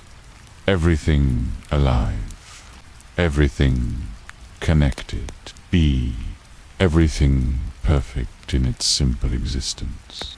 I need to walk, I say, to move through this world while I still can, while the boundaries are still thin enough to allow passage they understand. This moment won't last forever. Already I can feel the edges of ordinary reality pressing in. The weight of Nevada, bars and loneliness, and the world where neon lights hum mechanical prayers and souls search for connection in amber bottles. Chi wraps a cloak around my shoulders, fur soft as cloud, warm as summer sunshine. It glows with its own inner light now, transformed by contact with my transformed skin. Go, she says. Walk in the light. Remember everything. Let it soak into your bones, into your dream, into the places where memory lives. When consciousness sleeps, I move toward the door, each step deliberate, sacred. I am walking on holy ground now. Everything I touch becomes holy. Everything I see becomes sacred. Everything I remember becomes prayer. The door opens onto morning light that recognizes my own radiance, that welcomes me like a long-lost friend, like a soul returning home after lifetimes of wandering in dark places. I step into the light, into the impossible morning, into the world where dreams become real, and reality becomes dream, and the silver river carries souls toward destinations they never knew they were seeking.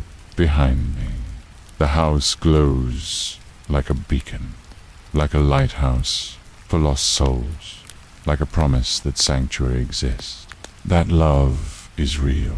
That connection is the natural state of beings who remember their own life. Ahead of me stretches the path of white stones, each one pulsing with gentle radiance, each one a stepping stone toward whatever comes next, whatever transformation awaits in the space between touching sky and sleeping beneath water.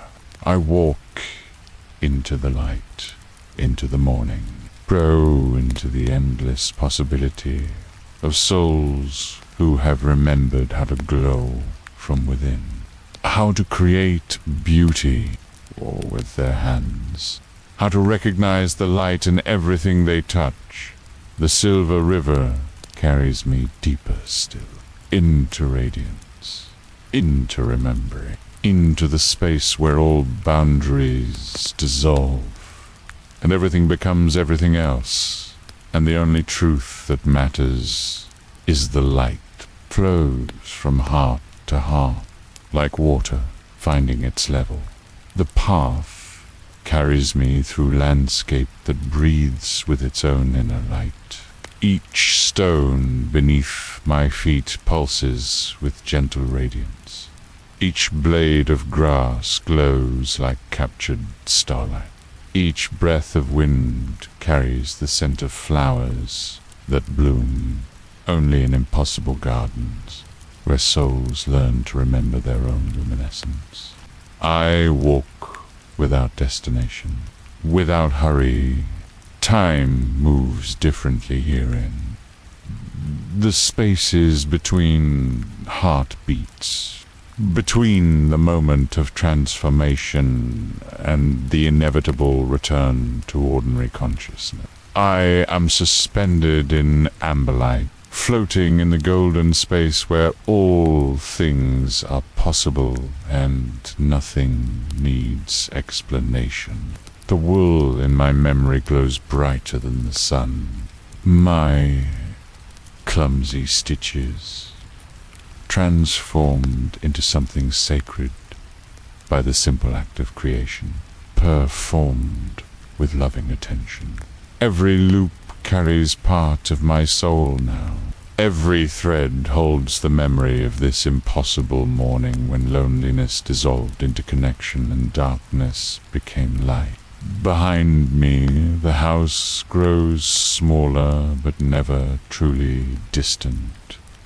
It exists now in the part of my heart that remembers magic, that knows connection is real. Bet and understands. Beauty can be created with nothing more than willing hands and an open heart. It will live there forever.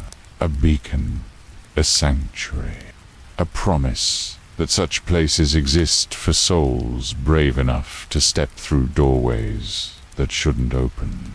Ahead of me, the path winds through forests where trees grow taller than cathedrals. Bare branches reach toward a sky that welcomes everything. Their leaves whisper secrets in languages older than human speech, older than human longing, as old as the first souls who looked up at stars and felt the ache of infinite connection. I am part of this forest now, part of these trees and their ancient wisdom. My glowing body recognized by bark and leaf and root as kindred, pra as family, as one more expression of the light that flows through everything. Pat grows and dreams and reaches toward something larger than itself. A clearing opens before me, circular, perfect, ringed with standing stones that hum with their own inner music. They have stood here since before time began, since before Nevada existed, since before bars and neon lights and the kind of loneliness that makes souls forget their own radiant pew. In the center of the clearing grows a single tree, not large, not imposing, but perfect in its simple existence. Its trunk, smooth as silk, its branches spread in perfect symmetry.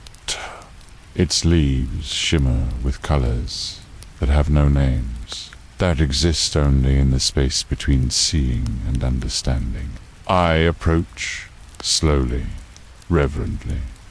This is a sacred place, a place where boundaries dissolve completely, where the impossible becomes inevitable, where souls touch the infinite and remember what they really are beneath all the forgetting. The tree recognizes me. I feel its acknowledgement like warm breath on my skin, like gentle hands touching my face, like every welcome that ever made a stranger feel at home. Its roots reach deep into the earth. Its branches stretch toward the sky. Bit exists in perfect balance between above and below, between heaven and earth, between what is and what could be. I sit at its base, feel its ancient bark against my back, solid, real, more present than anything I have ever touched. The ground beneath me pulses with the trees' heartbeat, with the rhythm of sap rising and falling like tides, like breath, like the eternal circulation of life through everything that grows. The glowing in my body intensifies, spreads beyond my skin, beyond the boundaries of what I thought was self. I am emerging with the tree, with the stones, with the earth itself, becoming part of something larger, something that has always existed, but which I forgot how to see. Images flow through my consciousness like water, like wine poured from generous hands. Memories that might be mine, or might belong to the tree, or might be the shared experience of all souls who have ever sat in sacred places and remembered their connection to the infinite. I see myself as a child, but not the childhood. I remember this child glow. Within a light creates beauty with small fingers. Understands without being taught that everything is connected. That love flows like water between all things. That loneliness is illusion, and separation is dream.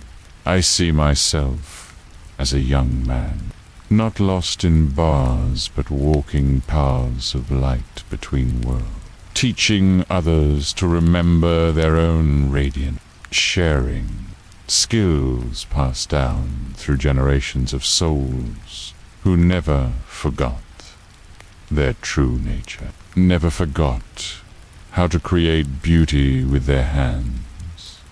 I see versions of myself in different times, different places, all glowing with the same inner light, all connected by threads invisible to ordinary sight, but clear as sunlight to eyes that remember how to see, all part of the same vast organism of consciousness, learning to know itself through countless expressions. The tree shares its memories too, of seasons without number, of storms weathered and sunshine absorbed, of countless souls who have sat beneath its branches and remembered their own life, all part of the same story, the same eternal dance of forgetting and remembering and returning home. Time moves like honey around us, like golden syrup poured over everything. Minutes stretch into hours, hours compress into heartbeats, pass, and future collapse into this eternal now, where the tree and I and the stones and the earth all pulse with the same rhythm, all glow with the same light, all exist as facets of a single infinite jewel. The sun moves across the sky, but its light doesn't fade. Instead, it transforms, becomes deeper, richer, more golden. The kind of light that exists only in impossible places where souls learn to touch the sky from, beneath the water of their own deep peace. I feel myself beginning to change again. Not transformation this time, but translation. The slow, gentle process of one state of being becoming another, the boundaries between dream and waking growing thin. The silver river preparing to carry me back toward the familiar world of neon and leather and amber whiskey. But I am not the same man who will return. Cannot be.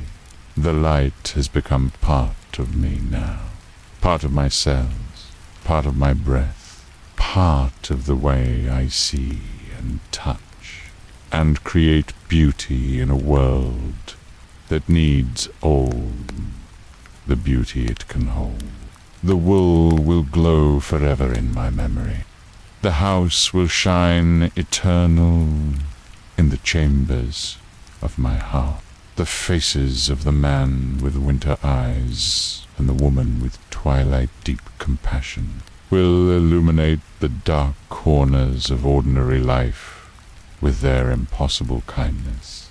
I feel the pool now, gentle but insistent. The silver river calling me back, back to Nevada, back to the bar with its cracked leather and humming neon, back to the world where souls forget their light, unsearched for connection in amber bottles and the comfortable darkness of places where strangers gather to share their loneliness. But I will carry this with me, this knowing, this remembering, this understanding that connection is real, and beauty is possible, and souls can learn to glow from within if they have the courage to step through doorways that shouldn't exist. I stand slowly, feel the trees blessing, follow me, feel the stones, farewell humming in my bones, feel the earth itself, wishing me safe passage back to the world where such things are forgotten but never truly lost. The path back is different now, shorter, more direct, as if the landscape itself understands the transformation is complete. That the lesson has been learned, that the soul who began this journey as a lonely Nevada bartender has become something else entirely, something that glows, something that remembers, something that can create beauty with willing hands and an open heart. The house appears, again glowing like a warm ember in the fading light. By the light is different now, not the golden warmth of morning, but the deeper amber of evening, undings that are also beginnings, of farewells that carried the promise of eternal connection. They are waiting for me, the man with winter eyes, and a woman whose hands taught mine to create beauty from simple wood. They stand in the doorway like guardians of memory, like keepers of the flame that burns eternal in hearts that remember their own light. You glow brighter now, she says as I approach. Her voice carries satisfaction, joy, the deep contentment of someone who has witnessed transformation and knows it will last forever. The tree has blessed you. I nod. The tree's blessing flows through me like liquid starlight, like honey made from the nectar of impossible flowers. It has marked me, changed me, made me part of its eternal story of souls who learn to remember their connection to the infinite. It is time, the man said. Pah! His storm-grey eyes hold depths of understanding, of compassion, of the gentle sorrow that comes with all farewells, even those that are not permanent. But the river calls you back. I know, I feel the pull growing stronger. The silver river that carried me here now, preparing to carry me home. Back to Nevada, back to the world where such things are dreams, and dreams are Italy forgotten in the harsh light of Niar and the comfortable numbness of amber whiskey. She steps forward, presses something into my hands. Dual, my first clumsy stitches, but they are different now. They glow with their own inner light, soft and warm and alive with the memory of this impossible place, where strangers become family and loneliness dissolves into connection. So you remember, she says, so you know it was real. The wool pulses with gentle radiance, cream-colored threads that carry the essence of everything I have learned, everything I have become, everything I will carry back to the world where souls forget their light but never truly lose it. Will I see you again, Pleur? I ask. You will see us always, the man replies. In every act of creation, every gesture of kindness, every moment when souls recognize their own light reflected in the eyes of strangers. She steps closer, touches my face with fingers, gentle as butterfly wing. Her skin is warm, real, more solid than anything I have ever felt, more present than my own flesh. "You will teach others now," she whispered, "not with words, but with presence, with a light that flows from you, with the beauty you create with hands that remember their sacred purpose. I understand. I am changed, transformed, made into something that can carry light back to dark places, that can remind souls of their own radiance, that can create beauty in a world that has forgotten how beautiful it already is. The silver river flows stronger now. I feel it in my bones, in my blood, in the spaces between thoughts where memory lives, when consciousness sleeps. It pulls me gently but inevitably toward the doorway between worlds, toward the narrow space where impossible becomes possible and dreams bleed through into waking life. We embrace, the three of us, souls recognizing souls across the vast distances of space and time and circumstance. The connection we share is real, eternal. It will exist long after the memory of this moment fades, long after the details blur and soften and become something that might have been dreamed. Go in peace, they say, together. Their voices harmonize like wind, chimes in gentle breeze, like water flowing over smooth stones, like every blessing that ever sent souls safely on their way. I turn toward the path, toward the white stones that glow like captured moonlight, toward the journey back through landscape that breathes with its own inner light. Each step deliberate, sacred.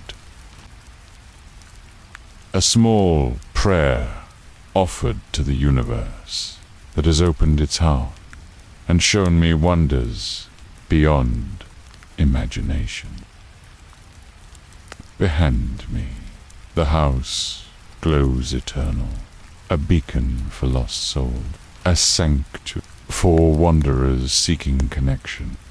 Promise that such places exist for those brave enough to step through doorways that partial shouldn't open into rooms filled with impossible warmth. The path changes as I walk, becomes narrower, more familiar. The white stones fade to ordinary gravel. The glowing landscape dims to the harsh geometry of Nevada desert. The impossible trees shrink back into the kinds of plants that grow in places where water is scarce and dreams are easily forgotten. But the wool in my hands continues to glow, soft and warm and alive with memory. Evidence that it was real, all of it. The hall and the mead and the people who create beauty with their hands and their heart, and their willingness to welcome strangers as family. I see the bar ahead, neon light humming its mechanical prayer, pink glow painting the desert night with familiar loneliness. Through the windows I can see figures hunched over drinks, souls searching for connection in amber bottles and the comfortable darkness of places where nobody asks difficult questions. The doorway appeared, not the great carved doors of the Viking hall, but the narrow entrance to a Nevada restroom, fluorescent light spilling, harsh and unforgiving, onto cracked tile. Be the portal back to ordinary reality, to the world where such things are impossible, and impossibility is just another word for loneliness. I step through, feel the transition, like diving into cold water, like waking from the most beautiful dream. Beware hushlight hurt eyes accustomed to golden warmth. The sharp edges of reality cut through the soft amber glow of memory.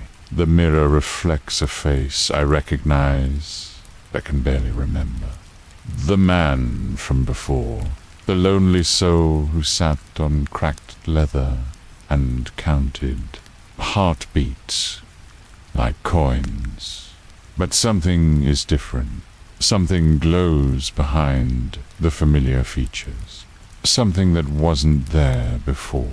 The wool in my pocket pulses with gentle light. Only I can see it now.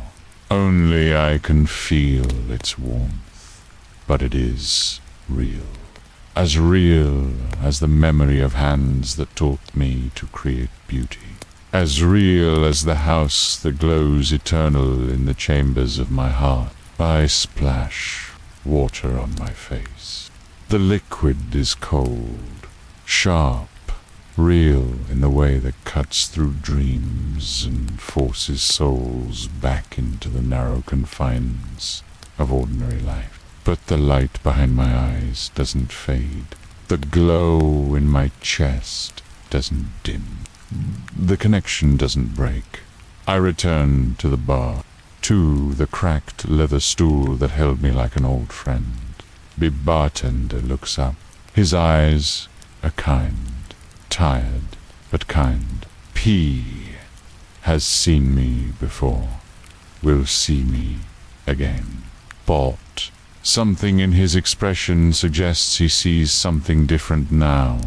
Something that wasn't there when I left. You look. He starts, then pauses.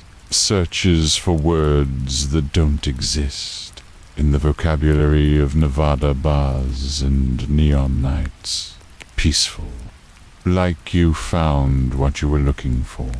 I nod. Something like that. Pause. Without being us. The whiskey catches the light from the mirror behind the bar. Glows like liquid amber. Like concentrated sunlight. Pie. Like the honey wine I shared with souls who taught me that strangers are just friends. We haven't met yet, but I don't drink. Not yet. First, I reach into my pocket. Feel the wool warm against my fingers. Real, solid proof that transformation is possible.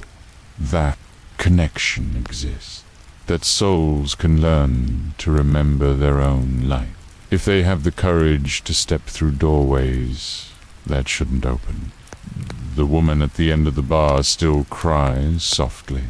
Her tears catch the harsh light and throw it back, transformed, made beautiful, made sacred.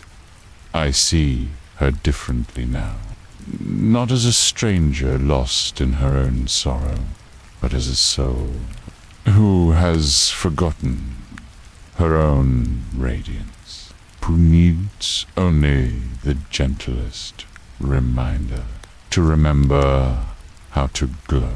I take my wool from my pocket, set it on the bar between us. It pulses with soft light that only I can see, but she feels it.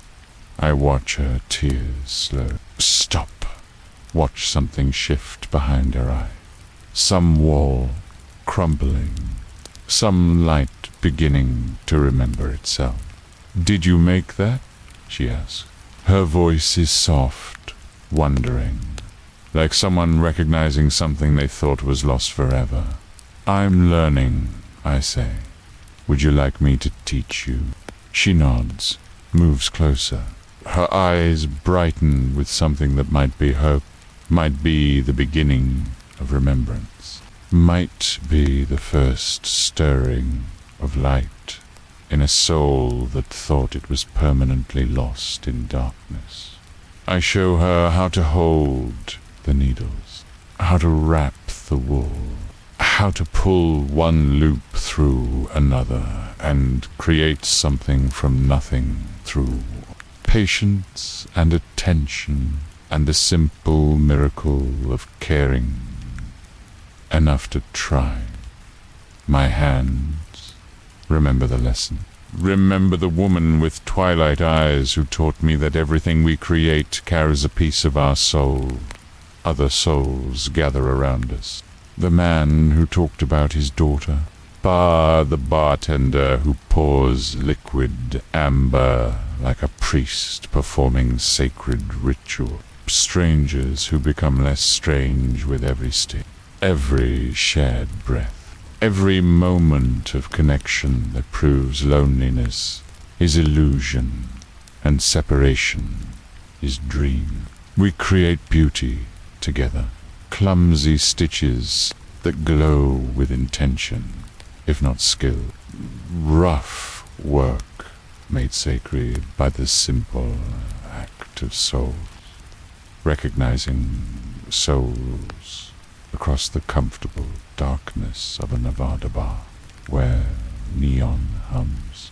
Mechanical prayers and dreams bleed through like starlight, through clouds. The wool multiplies, passes from hand to hand, cream-colored threads that carry memory of impossible places, where Vikings drink mead, and houses glow with inner warmth, and trees share their ancient wisdom with souls brave enough to sit in their shadow. But they don't need to know the details, don't need to believe in doorways that shouldn't open nor halls that exist outside ordinary time. They only need to feel the connection, the light, the remembrance that begins with the simple act of creating something beautiful with willing hands. Hours pass, or maybe minutes. Time moves differently when souls remember their connection to something larger than themselves. The harsh neon light seems softer now. The sharp edges of reality blur with something that might be magic, might be grace, might be the natural state of beings who have learned to see the light in everything they touch. The bar fills with gentle radiance.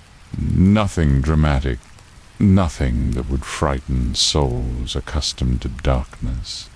Just the soft glow that comes when loneliness dissolves into connection, when strangers remember their family, when souls recognize their own light reflected in the eyes of everyone around them. I finish my whiskey. It tastes different now. Not like liquid escape, but like communion wine. Like honey mead shared with impossible friends in halls that exist between heartbeats. Like the essence of every toast ever raised to celebrate the miracle of souls, finding each other in the vast darkness of space and time. The wool in my hands glows brighter, my stitches more even now, more confident. The teacher has become the student, has become the teacher again. The circle complete, the connection real, the light eternal in its willingness to flow from heart to heart like water finding its level.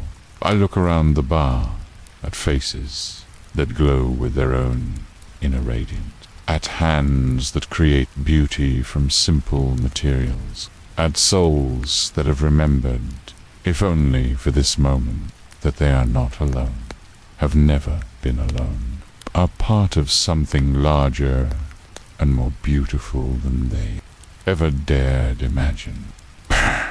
The bartender turns off the harsh overhead light. Boom. The neon outside still hums its mechanical prayer, but inside we exist by softer illumination, by the light that flows from souls who have remembered their own radiance, by the gentle glow of connection made visible. Last call, he announces, but his voice carries no urgency, no demand for endings, only the gentle acknowledgement that all things have their season, their rhythm, their perfect time for beginning, and their perfect time for rest. We pack away our wool, our needles, our first clumsy attempts at creating beauty with our hands, but the light doesn't dim. The connection doesn't break. We have learned something tonight that will follow us into our separate lives, into our individual journey, into the places where souls go to remember or forget their own luminescence. They leave slowly, one by one, back to their apartments and houses and the quiet spaces where they would dream of cream-colored wool and the feeling of being part of something larger than themselves. Back to lives that will never be quite the same because they have remembered, if only briefly, how to glow from within. I am the last to leave. The bartender nods farewell. His eyes hold depths of understanding, of gratitude, of the gentle satisfaction that comes from witnessing transformation and knowing it will ripple outward in ways too subtle, too measure, but too real to doubt. Same time tomorrow, he asks. I know. Same time tomorrow. But we both know it will be different tomorrow. Everything is different now. The bar will glow with memory. The souls who gather will carry light. Pure loneliness will never again be quite as lonely, because connection has been remembered, and remembrance, once tasted, leaves its flavor on everything that comes after. I step into the Nevada night. The desert air is cool and thin. It moves across my skin like water, like blessing, like the breath of ancient trees, sharing their wisdom with souls who have learned to listen. Above me, 2 moons hang in the impossible sky. Bow 1 silver, 1 gold.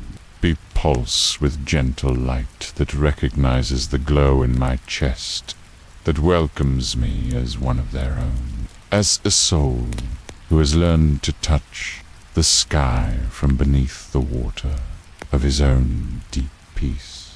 A bowl in my pocket grows warm, alive with memory of the woman whose hands taught mine the sacred art of creation, of the man whose winter eyes held storms of compassion, Kund of the house that glows eternal in the chambers of my heart, where such things are always real and always true.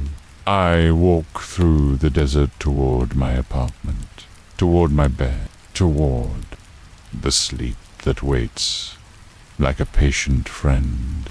But I am not the same man who walked this path hours ago. I am something new, something that glows, something that remembers the silver river has carried me home, not to the place I started, but to the place I was always meant to arrive, home to myself. home to my life, home to the understanding that connection is real and beauty is possible, and souls can learn to create wonders with nothing more than willing hands and open hearts. I lie down in my bed, pull covers that feel softer than before over skin that glows with its own inner warmth. The room breathes around me, not with the ancient wisdom of stone and timber, but with the gentle acceptance of space made sacred by the presence of a soul who, has remembered its own light.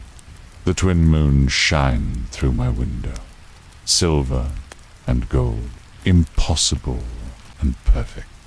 B cast shadows that seem to move and dance and tell stories of other souls who have made this journey, who have stepped through doorways that shouldn't exist into places where dreams become real and reality becomes dream.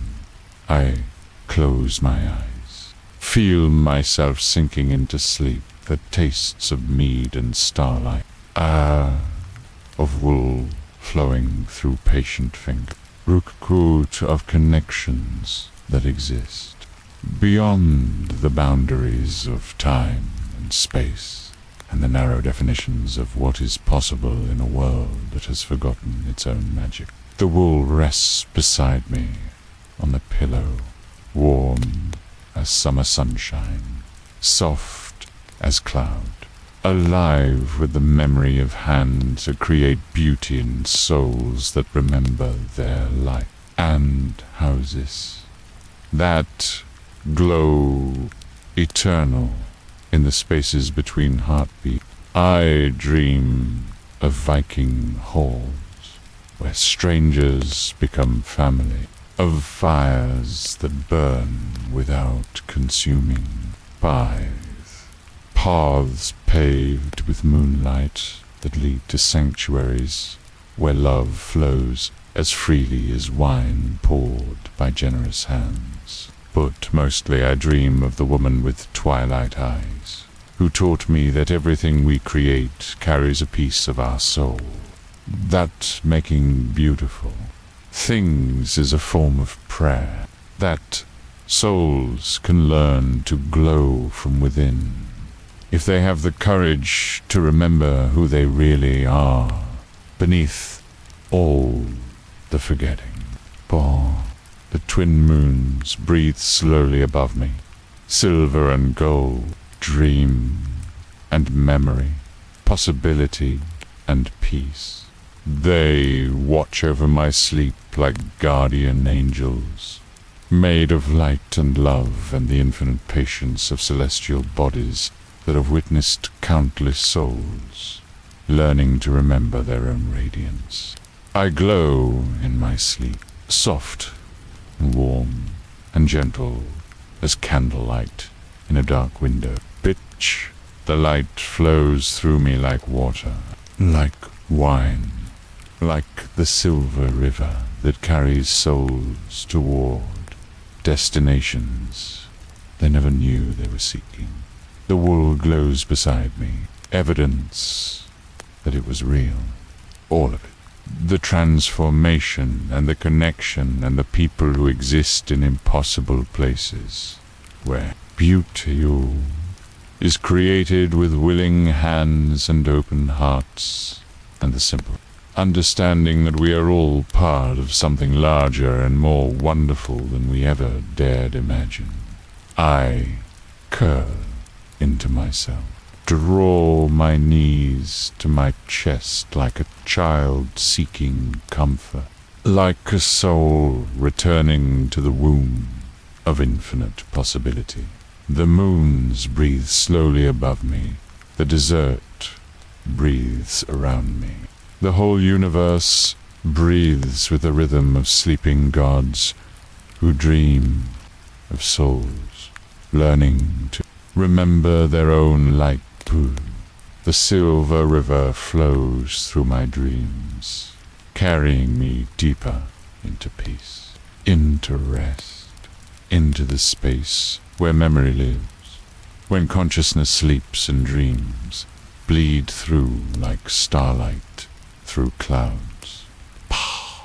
I am home now, not in Nevada, not in Viking halls that exist between heartbeats, but in the place where all souls belong, in the light that flows from heart to heart, like water finding its level, in the understanding that connection is real and love is possible and beauty can be created by anyone willing to try.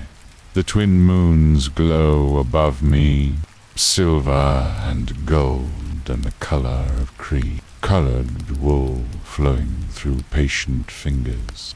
They pulse with ancient light, with the rhythm of tides and hearts, and the eternal circulation of souls, learning to know themselves through countless expressions of the same infinite love. I glow beneath them, soft and warm and alive with memory of impossible places where dreams become real and strangers become family, and loneliness dissolves into the kind of connection that exists beyond the boundaries of time and space and ordinary understanding.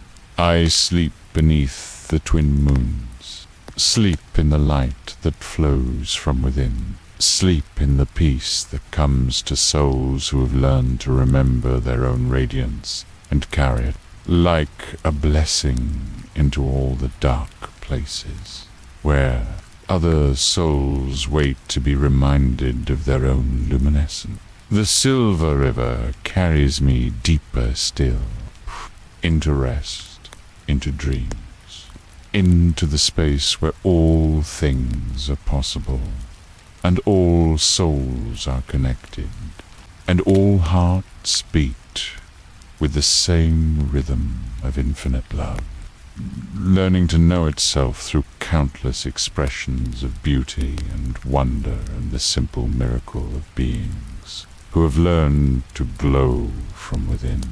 I glow and I sleep